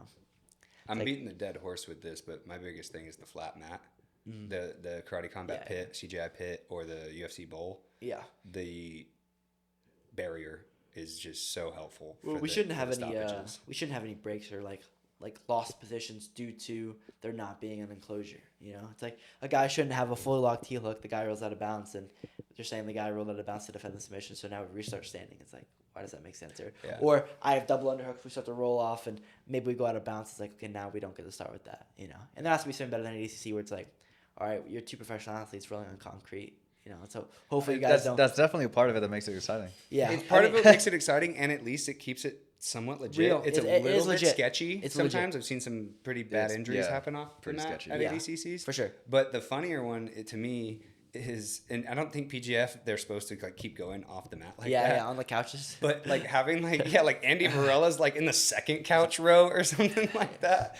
And that cracks me up because it's like, okay, look, at ADCC, you can fight on the concrete. That's fine. This is PGF and these people sitting on these couches. You guys got to stop. They're like watching you from right here. Yeah, like you're on someone's lap and they're just like, okay, this is, that's my biggest problem with a lot of the jiu-jitsu professional events is that they do a flat mat with no border and they just reset. And that really depends on the athletes, right? Like, are people stalling, guard pullers? They don't move as much, so it's like not as much of an issue. But the kind of like, I'll call them older veterans in jiu-jitsu where the wrestling is not as good as some of the younger athletes wrestling. So it's like what people make fun of, like the double collar tying for a while, and there's no real hand fight. There's no real shots happening. And like those getting pushed to the edge and then reset and then push to the edge and reset. Especially that is like ones. the worst match to watch. Yeah. I remember for a while, like a couple of the WNO matches would be like, you see two really good guys in like 88 kgs, minus 99, and it's just same match over and over again, just different fighters, you know? It's like, nobody wants to see that. That's not going to make the sport better, you know? I'd be curious to see if they, like, had a rule set or, like, a scoring system that made scoring easier so you could see, like, higher scoring matches. I wonder if that would change things, because I do like that ADC scoring that it is so hard to score, where, like, if you're watching a really interesting match, watching two really good guys, and there's a score with 2 minutes left after a 15-minute match, it's so exciting to see, like, oh, this guy finally scored, but that usually means the match is over. So it's, like, probably similar to, like, soccer, where it's, like, you know, a team scores 2 goals or whatever, it's like, you know, they're going to win. Or if they're up by 2, it's like similar to jiu-jitsu or ADCC, where you see these guys take the back, it's basically over. Or if they, you know, take them down and up in side control, it's basically over, you know. But I think it'd be interesting to see, like, rule sets where it'd just be easy to score, you know, like takedowns were 3. That, you know, if you have this for this amount of time, but like, let's say we did takedowns similar to like wrestling, where you don't even need 3 seconds of control. I'm not saying it's the future of jiu-jitsu and that's what they should do, but I wonder it'd be interesting seeing more matches like 20-17 or something crazy like that. Like, how would that change things? Incentivize like takedowns over sweeps, you know, like weight takedowns. Well, it'd be interesting too if they had like you can only be on the ground for a certain period of time. You know, like if you know you only like you have, catch wrestling. Yeah, you have 30 seconds on the ground. You have a minute on the ground, but scoring would just be easier. You know? And I've refereed that before. Yeah. Where there's a shot clock when you hit the ground in a totally different rule set, but it's wild as a ref when you have to say, guys, I think it was like 60 seconds. You pull half guard. You got 60 seconds to hit your half guard sweep. It's a slow sweep. But you might take for the whole thing or for that period. Engagement? Yeah, like I might stand you back up And then right before you're sweeping if you haven't Yeah. actually made a change in position in like a minute. That's cool. But that rule set's crazy. They have like you couldn't do an armbar off your back because your shoulders are pinned. And Yeah. like, that's a loss. So it wouldn't make sense in your jiu-jitsu brain at all. Yeah. How to compete in that. Yeah, I think it's just so hard to make it exciting while having like the jiu-jitsu component, right? Because like, what are we trying to do? We're trying to make it just submission wrestling, or we're just trying to make it still jiu-jitsu. It's like there's still so much jiu-jitsu for being on bottom. You know, that's like the whole point of jiu-jitsu, right? And then to take it all away because you want to see something more exciting, it's like hard. It's like how do we just make jiu-jitsu more exciting without getting rid of guard? Yeah, yeah. And I mean, that was like, I am not a wrestler. I do not have these skills. I am a jiu-jitsu coach Yeah. that pulls guard. So Right. it's like, I'm not doing the things I'm promoting, but as a fan, I want to see, more submission wrestling Yeah. from my perspective now. I think that's kind of my attitude. Yeah. Is I think submission wrestling will be the most exciting to watch. Yeah. And I think as much as the double collar tie jiu-jitsu guys do need to like still have a lot of development from the wrestling, it's not that easy for a wrestler to come into grappling either. Yeah. So I think it'll take a couple more Yeah, I think we just need to, generations before both those skill sets kind of even for out. sure. I think it's also just like we have like a lot of really upcoming really good kids, and making the rule sets not necessarily better for the up and coming kids just relies on being able to backflip over people, but making it exciting where these kids can really show out their skills. Like I train at Simple Man B team. My friend James Ortiz, he's only been at B team for maybe a year, but the kid's like extremely good. He's only 16. He's just won some cash bracket in Chicago for like $1,500, and he's doing really good. He's gonna do trials, and like from when we first started training, I was a lot bigger than him, and I'm still a little bit bigger than him, but the kid's like super tough now. And you see him scrapping with everybody in there. He's got a crazy personality. He's like willing to scrap with anybody, you know. It's like we don't want to have like these kind of people coming up and kind of waste their chance of putting on exciting matches because of the rule set, you know. Or you have somebody that just wants to stall and win by an advantage, you know. Like I still really like IBGF. I think IBGF is cool. Like I went to Gi Worlds this year, and even though it's not the most exciting rule set, it's still fun to watch as a Gi fan and be like, oh, I still really enjoy it. It's not, I don't think, the future of jiu-jitsu necessarily, but I think it should just reward these people for trying to put on exciting matches instead of like these guys that just know how to hold, 50-50 better, know how to hold a lapel guard a little bit better, you know. I think the final evolution, and we're seeing it, and I kind of shouted out some of them when I was talking to William, is like just a seamless connection of the wrestling and the submissions. For sure. Right? Like, I don't know if you've seen this guy, Julian, who he hit like a single leg, I guess, in black belt, no-gi pants, and then took the guy down to his butt. Yeah. He came back up and then just like threw the reap over it or Yeah, whatever. yeah. Sick And like finish. that's a cool combination of having a great wrestling skill set and a great submission rule set. And he's essentially pulling guard, but gets the sub. So it's like using the wrestling skills to get back to the jiu-jitsu, using the jiu-jitsu skills to get back to the wrestling. I think that's going to be what the UFC BJJ looks like. Yeah. But yeah. I wouldn't be surprised to have the Levi Jones Learys or the Owen O'Flanagans where they just come out and they're just such a good guard that they're still able to sub like wrestlers or high-level black belts. It's just hard when those guys are so good at guard, then the top player doesn't want to engage, right? Because like, there's obviously the Andrews and the Williams and the Rotolos who can kind of go out there and pass really anybody, you know? It's like Flanagan has such a great guard, and I don't even know how many times Andrew passed. You know, it's like, hey, maybe he had that like one triangle attempt or whatever that was scary for like 2 seconds. And then Andrew gets out and passes the guard like 10 or 15 more times, you know? Yeah. But I do think it's just hard to see these guys where you have one guy who's really good at one thing and another guy that just kind of wants to scrap, where the guy that's on top, he's like, I'm not going to go to Levi's, guard. I don't want to get put in these crazy these leg entries and Barambolos because it's too risky, But then Levi's like just playing on the side like this and not really doing anything. It just doesn't make the sport better. Yeah, and that's why I do like when athletes like our friend Cody or Andy, I feel like they fit into the same kind of place with grappling matches. Give me a guy that's going to scrap back, right? When they negotiate, they're like, look, I don't want those guard players because I want to have a fun match anyway. So I totally encourage the athletes to do that kind of stuff. I don't even mind 2 guard players against each other if they want to play legs. Like, I mean, a lot of the female matches lately have been looking like that with leg lockers. And it's like, they're still good matches. I think matchmaking is important too. It's like having I think one of Cody's last grappling matches, he's like, he fought Mika Galvao. It's like, that's such a sick match, It's like, there's no reason to really put Cody against some guys just want to sit on his back and not really do anything. Where, even though Mika is such at the top of the sport, it's like Cody can still there and scrap with really anybody that and wants had to some scrap. great exchanges with him. It was a sick match. It's a 14-minute match, with one of the best guys in the world. And he foot swept him and was fighting off his back. Mika takes his back, he gets out and scrapping out of submissions the whole time. And that's a great match. People want to see that happen. They want to see more of that. Yeah. And I think it's also good to see like the up and coming kids that are transitioning to no-gi. They're relying more on scrapping and looking for submissions than these up and coming kids from maybe 5-10 years ago who came up doing kids PAMs and IBGF tournaments where, all right, how can I come up with the best plan to win by an advantage? Where now it's like, how can I backflip and armbar somebody? Or how can I pass someone's guard 5 times and then submit them? You know, which is a I gotta better work on my mindset. backflips. What? I gotta work on my backflips. That's right. Yeah. That's all you're missing. Yeah. That's all you're missing. Well, dude, thank you so much for coming on. Go ahead and comment down below anything you agree with or disagree with. Go ahead and check out weco.skilltree on Instagram, Game Plan the Pod, and I'm Cole Jiu Jitsu. Go follow us on there.